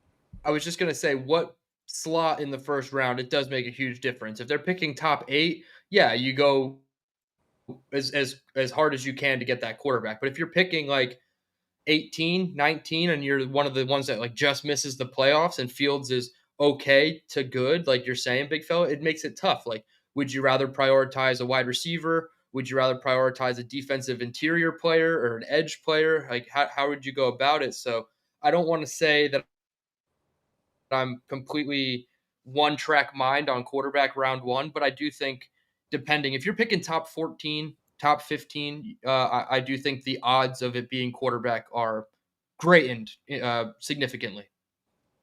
Ladies and gentlemen, a $10 super chat from Alan, who joins the raffle with another 2 entries. Alan, thank you. I can't make it to training camp this year, but I'm really hoping Corley shows up and shows out with the Jets' needs at receiver. He's got every opportunity to do something and get playing time if he could live up to the potential many thought he had coming out of school. Dylan, you were someone who was very high on him, so hopefully he takes to heart what happened last year, learns this offense. Hopefully he's healthy. Glenn will be certainly asked about that tomorrow if we don't see Corley, out there with their other receivers. And let's go. Let's see Malachi Corley earn a spot because nothing's going to be handed to him. Yep. I hate your take that he's not going to be on the roster, but it's fair, right? Everything we've seen this spring and summer, everything the coaches have said, his unavailability during those mandatory mini camps, those 3 days there, it's stacking against him, right? To make the 53-man roster. I would love nothing more than Malachi Corley to prove himself and be one of the, I'm assuming 5 wide receivers that they keep, but it's going to come down to opportunity and availability for wide receivers and defensive tackles alike. Are the coaches going to give Leonard Taylor III or Malachi Corley the opportunity to play with the ones, even though they're kind of buried on the depth chart right now? Or are all those reps going to go to guys like Nandi, Byron Coer, and then guys like Josh Reynolds or Alan Lazard at the wide receiver position? So it's all about opportunity and availability, and you can't have opportunities without availability. So I would like to see Corley stay healthy. He's training really hard throughout these 40 days off. I follow him on Instagram, and he's working out a lot, including right after mandatory minicamp. He was with his trainers working out. So from a visual perspective, he's not hurt, right? Nothing's really ailing him. But if he gets into one Jets drive and he can't go, that's obviously going to hurt his chances. Ladies and gentlemen, let's get the opinion of Beast now. Beast, does Malachi Corley make the team? I don't think so. He's not prepared. He's not ready. You get the fuck out. He's not prepared. He's not ready. Dylan, your thoughts? We got the answer, right? We asked Beast pretty much a yes or no question, and in Beast standard, that was a yes or no answer. you cut it off before it started becoming more of a landslide of babble. But yes, hey, if Beast says no, I hope Beast is wrong. Ladies and gentlemen, more of your calls right now. The winner of the Azzy for the best beard is on the line. Papa Jet. Hello, Papa. How you guys doing? How are you, Papa? Good. DT, did you do your homework yet or no? I did. I listened to all the REO Speedwagon you sent me. I didn't listen to the very last clip you sent me because you told me not to do it while driving. But I have enjoyed those, and I'm not normally one that likes the live version of songs, but they do a good job sound quality of the live performances. So I actually really enjoyed those. Thank you. Okay. As far as Fields goes, I kind of agree with the big fellow. Even if he has a good year, I would like to draft a quarterback because it seems like all the experts are saying this is next year is the year to grab one. So, like you said, it depends where we are. I'm kind of contradicting myself because I'm saying we're going to go 11-6, and we go 11-6, we're going to be in the 20s somewhere. So, but another point I wanted to make was I couldn't call in this morning, but on Gibson, I heard some Gibson talk and Corley talk. Like if it came down to those two, I'm taking Corley because we haven't seen what I can't judge him on one play, and what Gibson, like I'm a firm believer on giving players 2 years to see what they can do. Cause the first year, you're getting your feet wet, and he's had 2 years. And other than the punt return against Buffalo, he's just like a practice squad receiver to me. So why not just go with Corley, and maybe he could be a gadget guy, like jet sweeps and screens and stuff like that, or maybe even run him out of the backfield on a couple plays. I don't know, but he's got to come out to training camp because he was hurt during mini camp.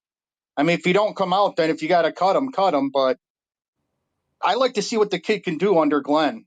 Just like I want to see what if Clemens changes under Glenn. So I'm willing to give those two guys a shot. I'll get a Yeah, chance. I think if it's close between Corley and Gibson, I agree. I lean Corley as well. It just, my big thing is, does the coaching staff view Gibson as a more nuanced route runner or a more complete receiver, where they view Corley as like strictly a gadget guy that really has to be developed elsewhere? In my opinion, I think Gibson needs to be developed just as much as Corley, even though he's been in the league a couple more seasons. So I don't necessarily think I'm going to agree with the coaching staff if they choose Gibson over Corley, but I'm with you. If it's even close, you have to choose Gibson, who's on a cost-controlled contract and has actually room, I guess, more of a upside and a ceiling, whereas Gibson, I feel like, has showed you exactly what he is in this NFL. Right, and as far as what was it, Douglas and Sala? What was it that they were at all cost or whatever? No matter what, yep. No matter what. I mean, did they watch his pro day or his film or something like that? And I mean, even the scouts, because if he can't run routes, what the hell were they looking at? What the hell were our scouts looking at? That's what's got me kind of, That pick to me, Papa, screams front office, like the player, coaching staff had no plan for how to use said player. Like they had no plan for Corley. And if they did have a plan, they didn't trust him with it. And that's why he just rode on the bench. Well, that's on Douglas and Sala then. 100%. His best trait is physicality. And we had probably, in my opinion, one of the softest offenses last year. And we could have used an injection of physicality with Malachi Corley, and it just never seemed to come to fruition. Yep. Okay. Like I said, I like to see what he can do, hopefully, But that's all I got, guys. Have a good night. Appreciate you, Papa. Always appreciate your calls. We have a question from Kyle Clifton. He wants to know, Beast is your favorite Savage song, The Wizard. Beast, your thoughts? You know what? Now I'm getting sick and tired of this. Where's this? Where's that? Calm down. He's going Super Saiyan. Beast, take it easy. It was just a simple yes or no answer. Is your favorite Savage song The Wizard. Yes or no? I know. No. Why don't you check out Black Sabbath Headless Cross? The dark stuff. Take a. Thank you. I'm guessing it's not, just based on what he was I'm saying. guessing it's not. Man. Oh my god. Yesterday, I really thought a blood vessel was gonna pop on that one. He got way too close. that was one of the smartest mutes I've ever had in my radio career. I'm scared of what the words were that he was saying. If anyone can read lips, John Boy, where you at? You might want to do a John Boy breakdown on that call there. Oh my gosh. Ladies and gentlemen, Connor Long is on the line. Congrats to Connor. He won the Azzy for Best Young Gun, and he's on the show now. Hello, Connor. Jake, Dylan, how we doing? Good. I crashed your show. Now you got to crash mine. I get it. I see how it is. Oh yeah, absolutely. You already know. I want to get your thoughts here. Something that just came to mind. I was looking at like all the positional battles ahead of training camp today, and I think you can make a case that like there are 8 true positional battles entering training camp, ranging from obviously defensive tackle 2 alongside Quinnen, all the way through linebacker 3. There are so many different jobs available, so many different competitions as we enter training camp here, and one of them that really caught my eye is the cornerback 2 job. Obviously behind Sauce Gardner, you have MC2, who's going to be the starting slot corner. Those two, obviously Sauce starting on the boundary, MC2 in the slot. If you guys had to make a prediction today, Brandon Stevens or Azarie Thomas, who's lining up across from Sauce Gardner? Week 1, I think it's still going to be Stevens because they gave him the contract. They'll give him a chance to play. Yeah, I agree. Week 1, I say Stevens, but if we're talking week 8 or week 10, I truly think it's going to be AZ Thomas. Yeah, I think Thomas can win the job throughout training camp, but at the same time, you just gave Brandon Stevens $36 million in free agency. He's a guy with NFL experience. I mean, Aaron Glenn has made it very, very, very clear that the Jets have a vision for Stevens and how they're, going to try to transform him into a top cornerback. So yeah, I think that's definitely a more intriguing under the radar positional battle to watch here over the next few practices, next few weeks. Jake, Dylan, appreciate you guys.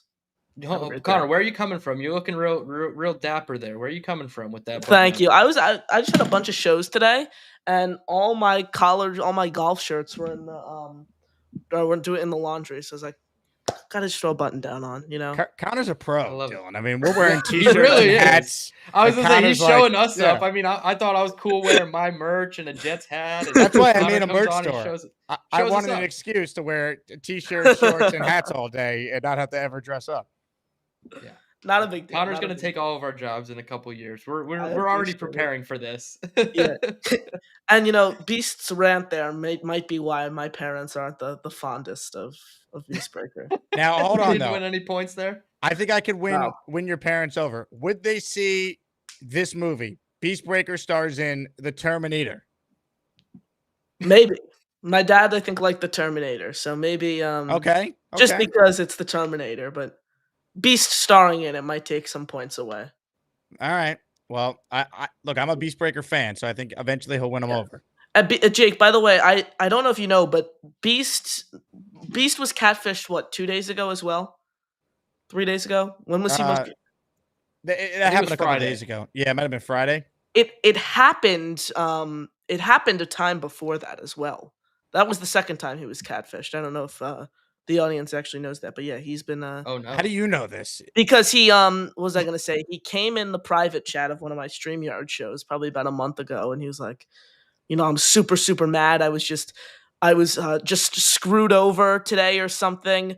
So I went to the suburbs and a girl was asking me for gift cards when it was supposed to be a date. So oh god, I think it might have been the second time. I just wanted to throw that out there. Well, before you hop out of here, Connor, Jets Worldwide said, "What's Connor's favorite Ozzy song? Do you have Crazy Train?" Without a doubt.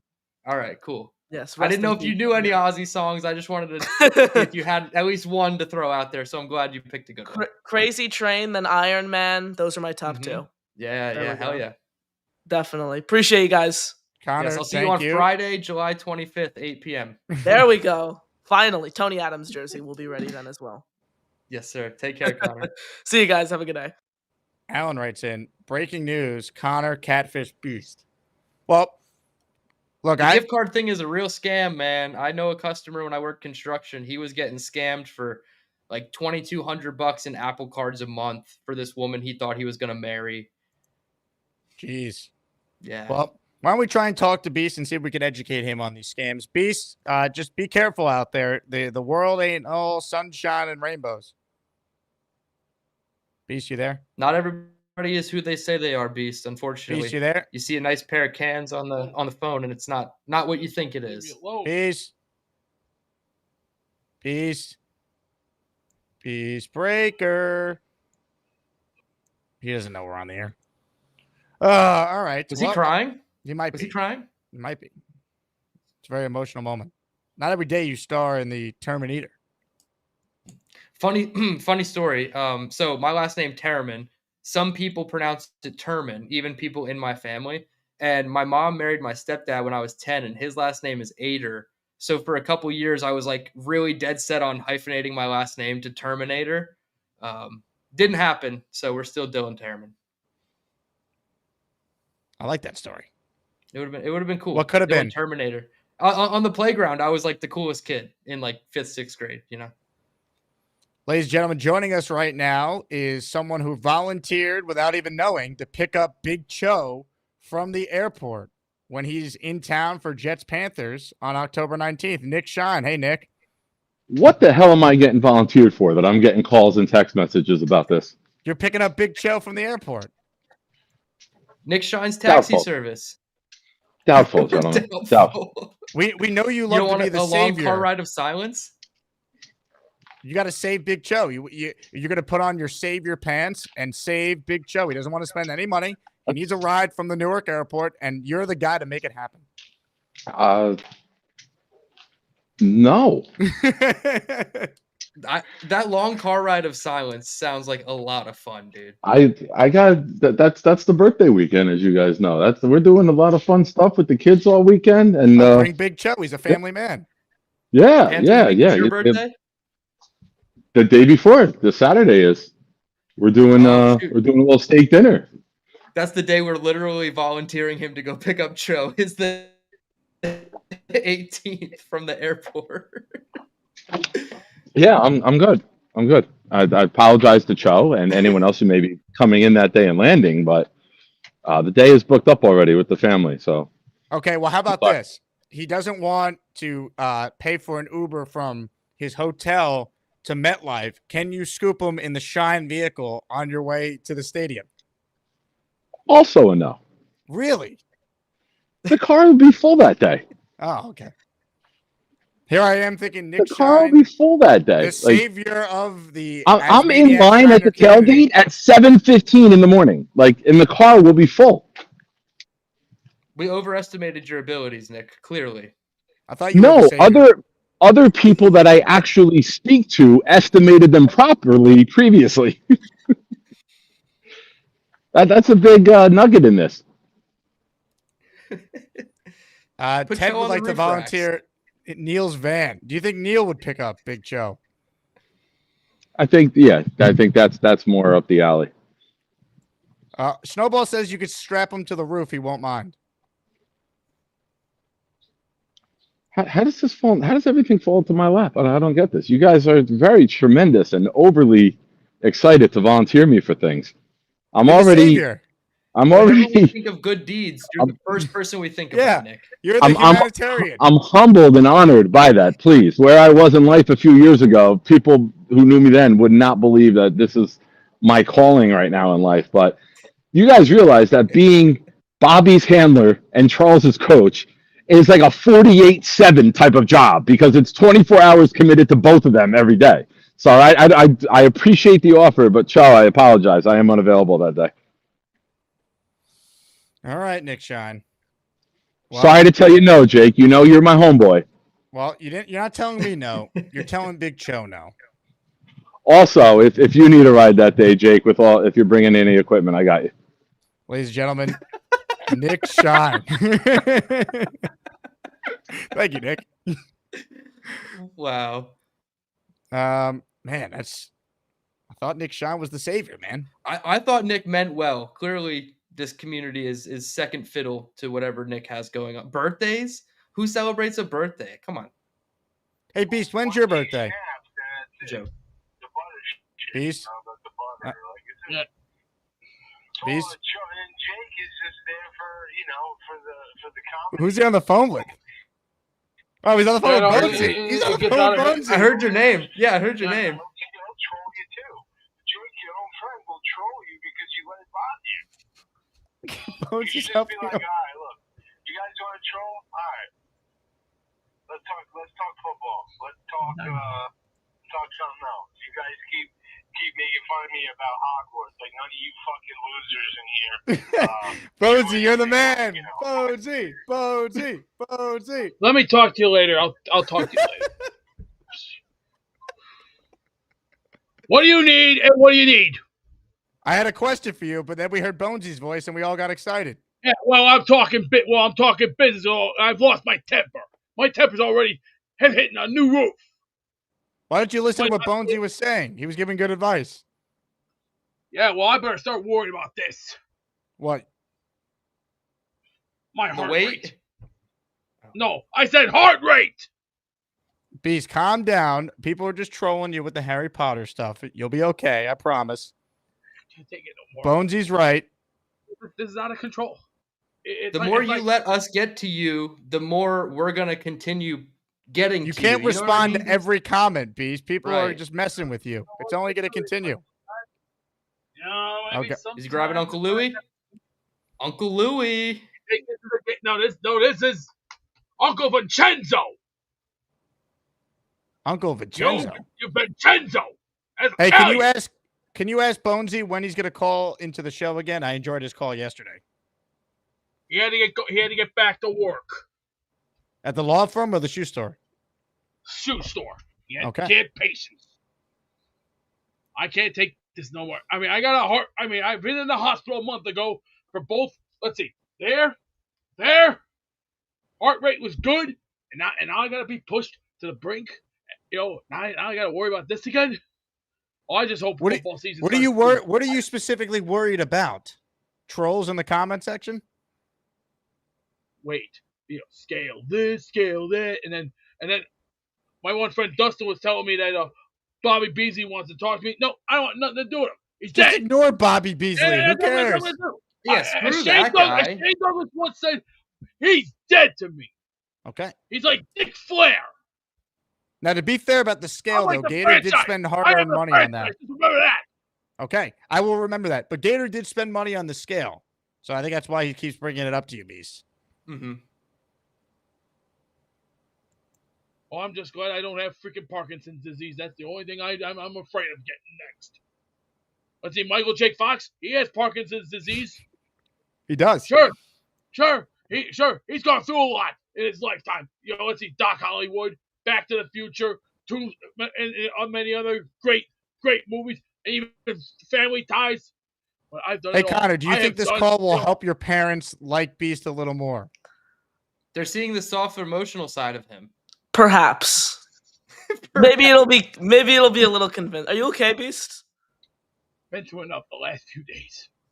My rage is hitting a new high. All right, Beast, we're gonna let you go because I don't want you crying on the air here, buddy. All right, so you gotta just ignore the trolls in the comments. It's not real. They're just messing with you to try and make you go crazy, and then you let them win when you do that. Never let the haters get to you. I know a thing or two about that. Connor, well You done, got sir. haters? No, get out of here. No, All right. Nobody hates on Connor. Home stretch of the show. Ladies and gentlemen, if you want in on the Sauce Gardner jersey raffle, there's still an opportunity.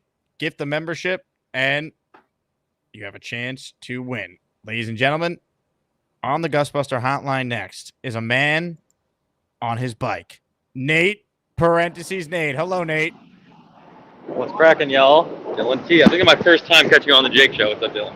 Nate, dog, it is certainly the first time that you've called in. And your show yesterday was banging. Dylan did a great live show and broke down all of our opponents and how trash they are and all their weaknesses. And I'm even more fired up for the season. I'm repeating myself. I just feel like this is going to be 2009, 2010, except Mark Sanchez is really fast and can run on 3rd and 10. I don't know why, like the shift of defense, right? Is this not like I feel like we haven't played a heavy, actually no, Bulls did too, but I personally grew up in like the Darrell Revis bottlenecking people at the line, and then we got Cromartie, and I'm just excited to see like I think you might have talked about this, or someone did on Jake's show earlier. Like the fact that Sauce is, or no, you said earlier, Sauce is not just going to be playing a third on the outside and just running back, chasing probably a decoy route half the time. Like he's going to be, Jake's been saying it over and over, he's going to be in the middle of the field with the best receivers. If it's mano-a-mano, he's chasing them all over, and he's going to be around the ball a lot more. So that's exciting that one of our best players is around the ball. And shout out again to Addison for the autographed Sauce jersey that I got from Jake. So this raffle ticket, this entry, my call has to go to Addison, obviously, since I just heard Jake, you're giving away another Sauce. I don't need a second one. But yeah, I'm just super excited for training camp now. And Dylan, I want your opinion. Who is the starting safety? Like who besides Cisco? Is there a clear?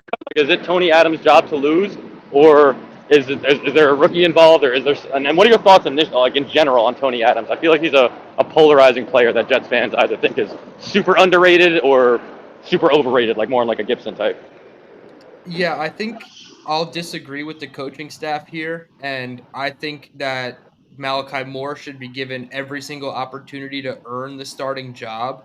I don't think it would be very hard for him to take it from Tony Adams, but I have this strange feeling that they do value Tony Adams as the starting box safety across from Andre Cisco. Maybe they do give him the first crack. Hopefully it's on just a short leash. I'm not sure if, maybe they have a longer leash planned for him to let Malachi Moore develop.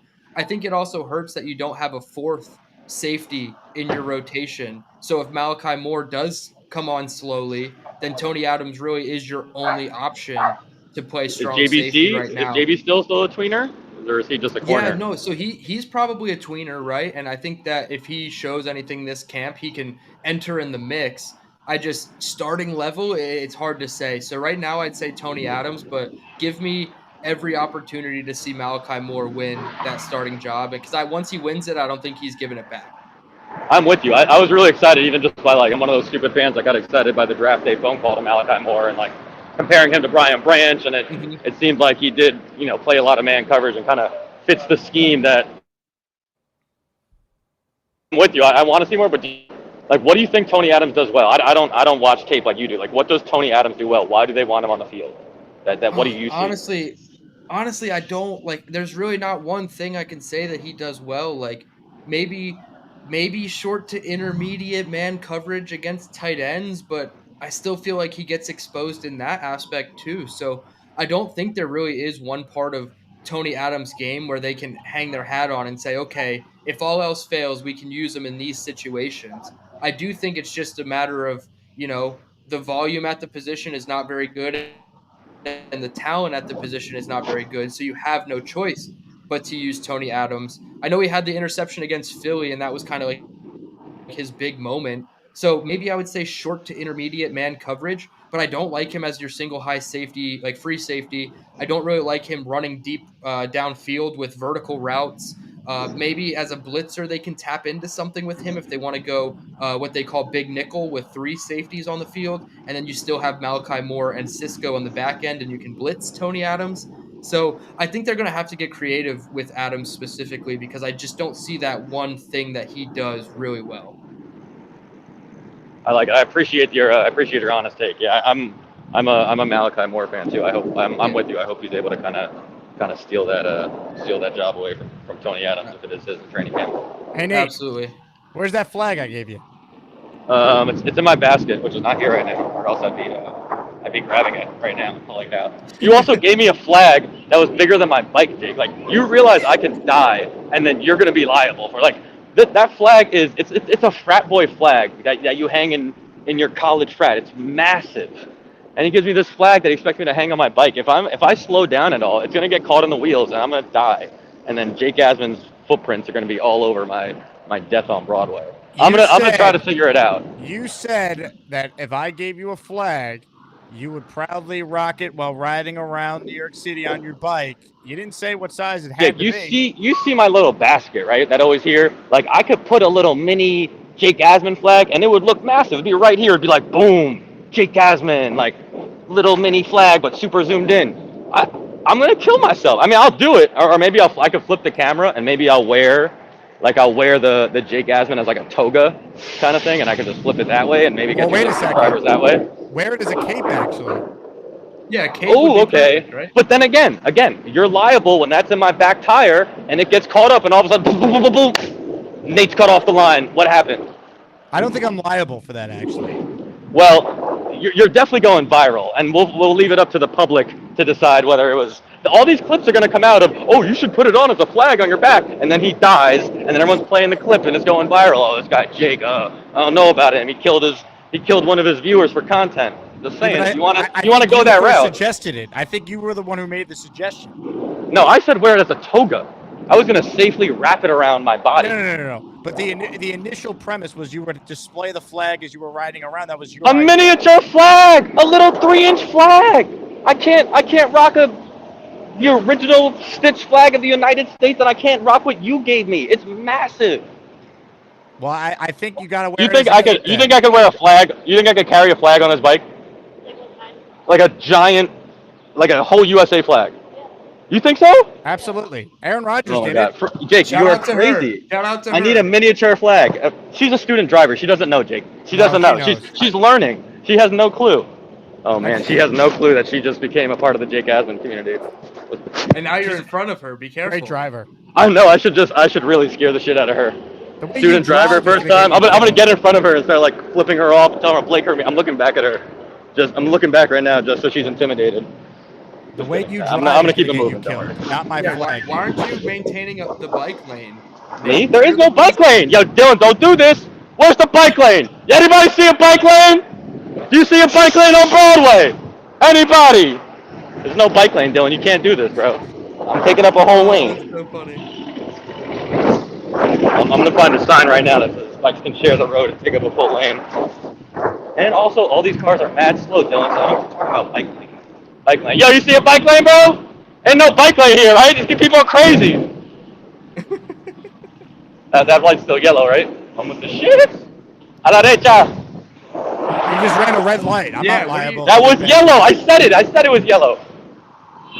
I'm not liable for your poor driving decisions. No, I'm not going to put that on you whatsoever.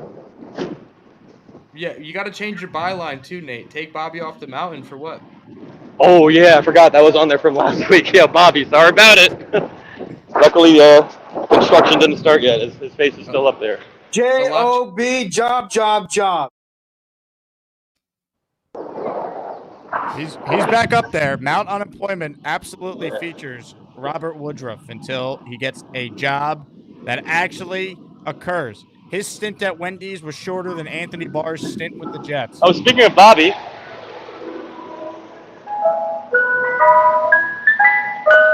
Yes. Turn it up, bro. Mr. Turn it up. Yeah. My guy. Blast that shit. He's lit. Hey, that was for Bobby. That was for my guy, Bobby Midnight. All right, that's all I got. I'm just about home. Thanks for keeping me company on the way. Nate, thanks for chatting, and I appreciate you liking my my homework that I do on my shows and all the. Hey, the preparation is not unnoticed. Those were Dylan Tereman artwork. I'm not going to say it was the most stellar, aesthetically pleasing work, but you did put the time in. We appreciate that. Proper preparation prevents piss poor performance. Nate, thank you very much. What a call. When Nate eventually crashes live on the air, it's not going to be my fault. It's going to be him driving like the maniac that he drives like. Yeah. Let's be real. Gator had fun making the video of Gary getting hit by the car. I don't think he would have fun doing it for Nate because it would be a lot more graphic. Dylan, I have no control over my computer right now. I think I'm getting hacked.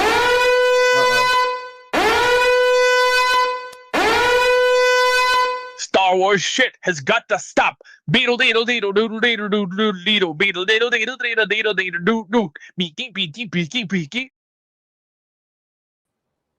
I got control. Six Rings did it again. Dylan, you hear me? I hear you, Jake. I also heard whatever that beetle was. that was incredible. Something.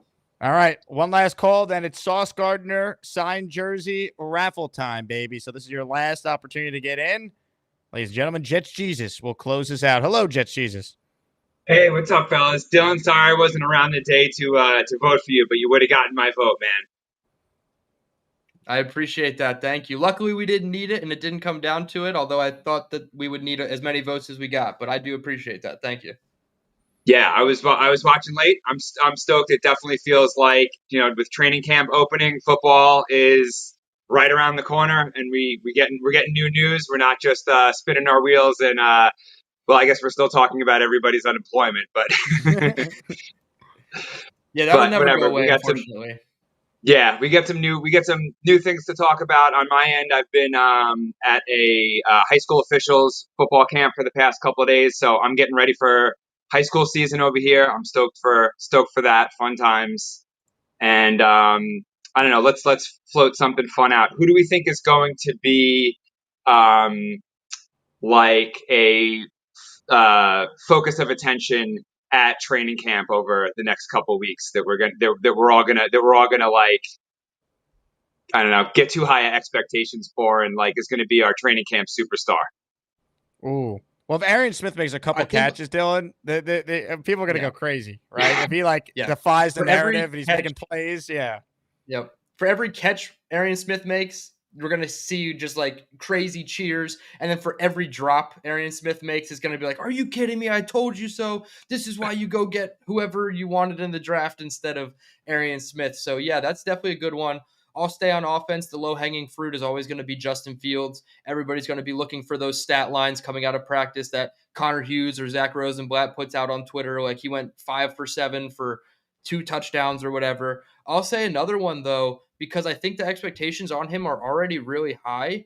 And maybe they're rightfully high because he was the 7th overall pick. But Armand Membu, right? What does this guy look like in pads? Is he able to stop our edge rushers before we get into the regular season where you're going up against TJ Watt and Alonzo Highsmith? So I'm interested to see what Armand Membu can do, because a lot of expectation around him. And once we put the pads on, is he still going to be as dominant as he was at Missouri?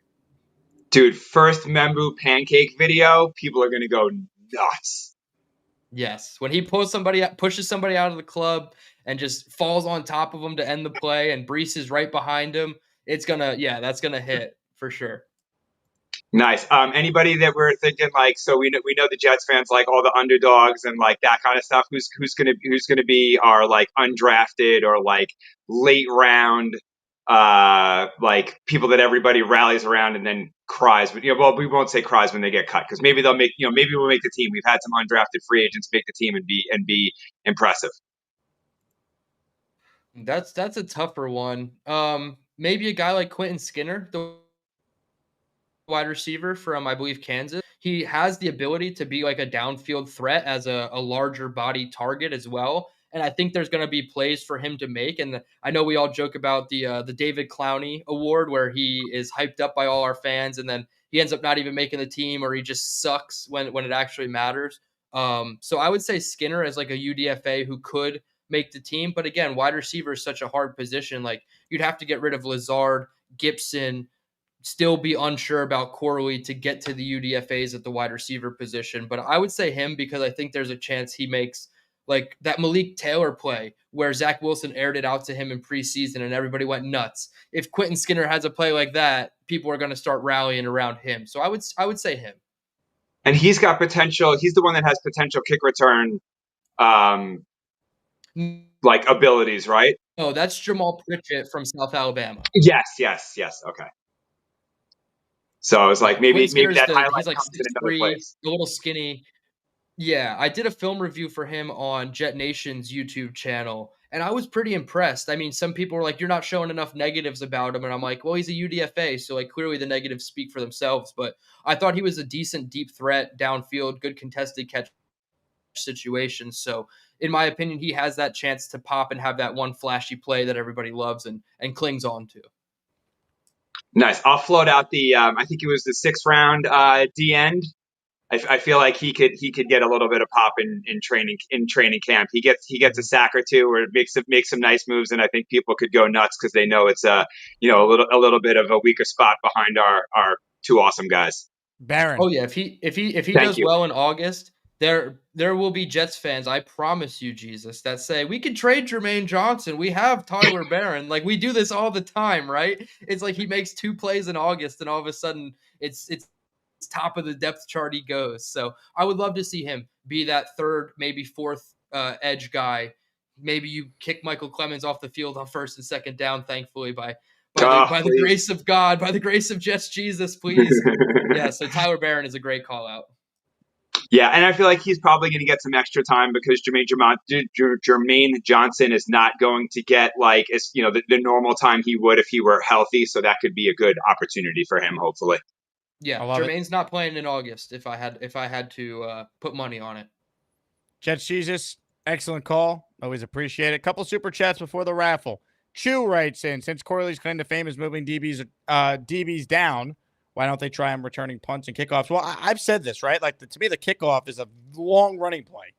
Can we get Corley an opportunity on kick returns this summer and see what it looks like? Like, can he have some sort of impact on special teams? Because that, to me, is the only way he's truly going to earn a spot on the roster. But I don't know. I guess we'll see this week if they give him any opportunities.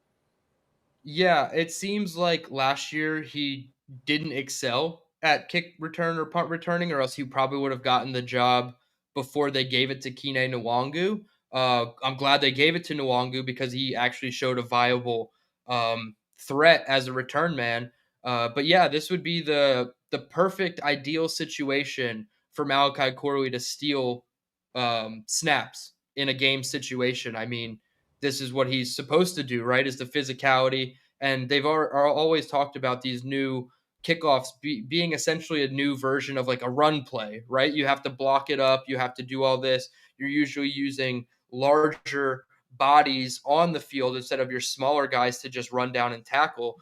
So yeah, this would be an ideal situation for Malachi Corley to say, you know what, this offseason, I want to practice catching punts and kickoffs on my downtime so that when we get into camp, I can show that I can do this and actually excel at it. But I don't know if he has that mentality. Maybe he's like, I'm a wide receiver. I just want to play wide receiver. And if you don't have a spot for me at wide receiver, I'll go try to find another team that's going to play me just at wide receiver. Some last second entries. Snowball says, maybe I can win something today. Got you down for 2. Chew, he says, I missed your super chat. I saw it. That's why we went to that one first. And you're in for 2. Jay Sylvester gifting a membership. He's in for 1. And welcome back to the show, Cincy Matt, who says, was on vacation for a week, trying to catch up on missing 2 shows a day. My wife has Grey's Anatomy, and I have the Jake Asman Show. Matt, we love you, man. Good to get you back in the chat. Hope you had a great vacation. Shout out to Jess, who enters the raffle with another 5 entries. Put me in, Jake. Still trying to win something here. Good luck, Jess. Hopefully you win soon. I think you will. Big Country at the buzzer says, put me in for the sauce jersey. And Dylan, I only made that comment earlier to mess with these. I didn't think it was a serious take, but we'll say my whole comment was the same. It was sarcastic. Love that. All right. You know what I'm going to do? I'm going to end voting for the Azzies first because it's easier to do that on my end with all the things going on. So congrats are in order to our winner of the Azzie Award for the most knowledgeable Jets fan on the show, Kyle Clifton. So the guy who won best takes also won most knowledgeable Jet fan. Interesting. I'm not surprised. I feel like maybe we as the committee next year maybe need to add a different award instead of one of the two because I feel like they're too similar if Clifton won both. But hey, that's a problem for a year from now. Congrats to Kyle Clifton. He's the man. Maybe I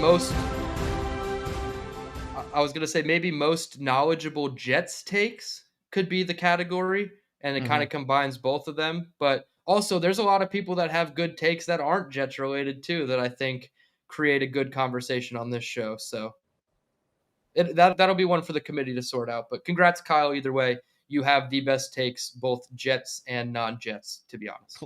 Clifton got 48% of the vote. Gorman, second place, 21. Rick Kent, 19. Snowball with 10, 270 people voted. How about Cincy Matt?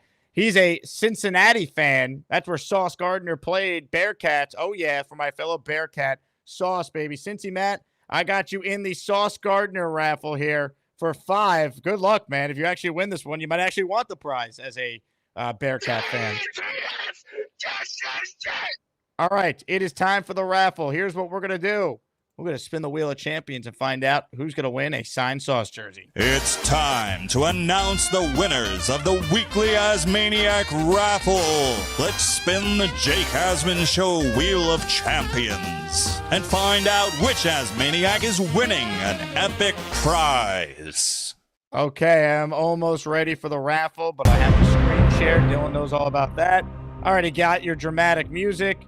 Stand by. Let me just add, actually, Cincy Matt's entries real quick because they came at the literal buzzer. He is in with that super chat for 5. Beautiful. All right. We have a total of 69 entries in our Asmaniac raffle here. We will spin the wheel. If you win, all you need to do is send me an email with your name and your address so I can go to the post office and mail your signed jersey.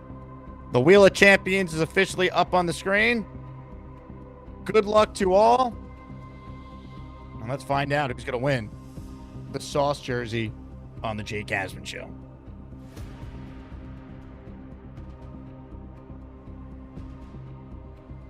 The winner is... He did it! He finally won a prize! Black Gypsy! Congratulations to Black Gypsy. He wins his first ever Asmaniac raffle prize. Let's go. Black Gypsy even wished everyone good luck before he took home the gold. Black Gypsy, you are the man, my friend. Congratulations. And please shoot me an email, AsmanJake@gmail.com, with your address, and we will get you that jersey sent out as quickly as I can. Congratulations to the great Black Gypsy. At the buzzer, Patriots 12.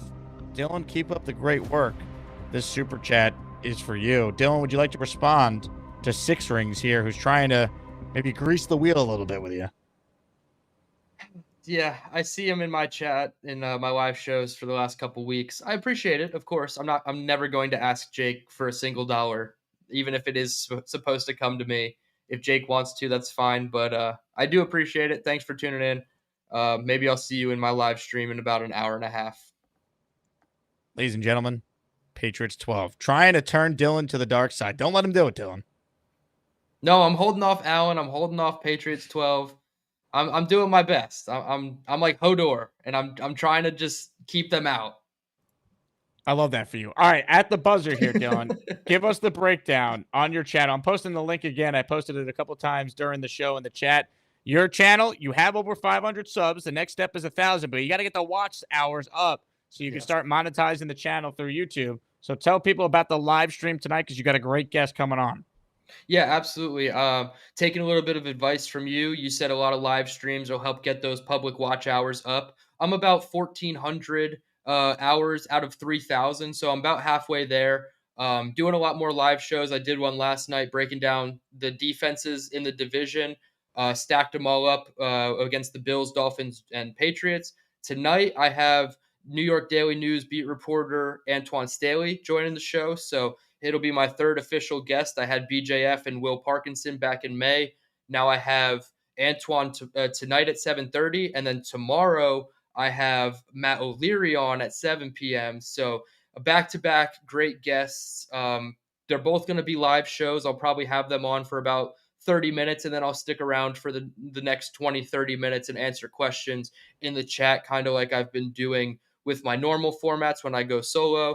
And then starting next Monday, I believe Buffalo Jet Fan and I will be back to our Monday shenanigans, our Monday live shows, and we're going to alternate on channels. So this Monday upcoming will be on his channel, and then the following Monday will be on my channel, and we're going to alternate back and forth. So you get BJF and DT collab on Monday, and I'm going to keep continuing to try to get some good guests. I'm eventually going to get Jake on the show, probably before, all the T-squared event with the Giants and everything. So we'll be working through that, always trying to get more great guests on. And yeah, we're trying to get to that monetization so I can get the memberships, give you guys exclusive film breakdowns of prospects, a little bit longer form shows, The super chats will obviously be very great and very helpful. And then the merch store where I can, try to advertise some of these DT shirts that some people have already hit me up about. And I'm really excited to get people wearing the DT stuff. So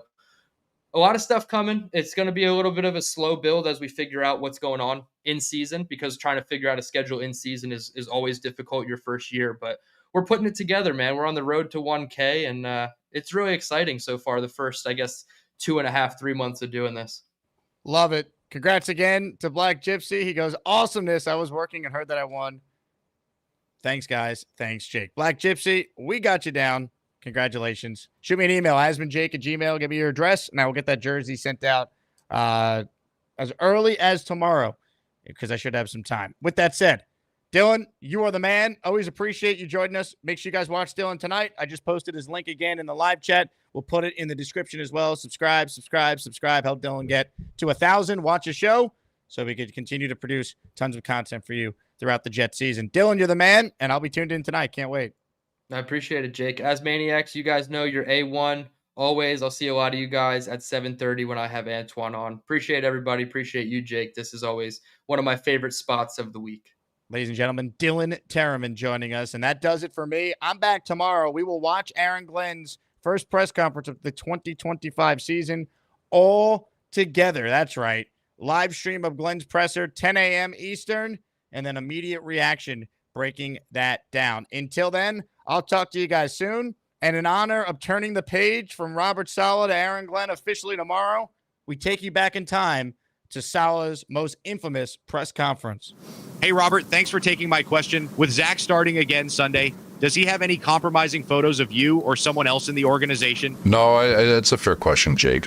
I'm going to take the fifth on that one. What the hell is this going backwards bullshit? You don't go backwards. You throw the ball out of bounds with your big goddamn arm, and you go back in the fucking huddle. No, it's a fair question, Neil. This is bullshit. Jose Feliciano, the blind Puerto Rican guitarist, can see that he is terrible. This kid does not want to run with the ball. Are you kidding me? This is the shit I'm talking about. You bitch's ass. You did his ass on my damn field. No, it's a fair question, King. The third damn year we are seeing this in Naptown. He's not trying to win the goddamn game. You gotta be kidding me. Send his ass the fuck down. I could have made 20 yards with that goddamn hole. If your quarterback cannot play in the NFL, they get rid of him. Oh, there's one of his 27-second throws. Oh, it's amazing. I don't give a shit. If you cannot play football, get your ass off the field. And walk around and wipe Rodgers' ass, because that's all you're good for. And you're sitting here defending this bullshit. If I see Zach Wilson go on that field, me and Lowski are going out personally, and we're going to take his ass off the field. It is torture, man. God damn it. All right, thanks, guys. Hey, here's the deal. Just got no chance unless you click on that like button. And you got to make sure you subscribe to the Jake Asman Show. You don't, you can get the f*** out. Now let's go, Asmaniacs. We're built for this shit.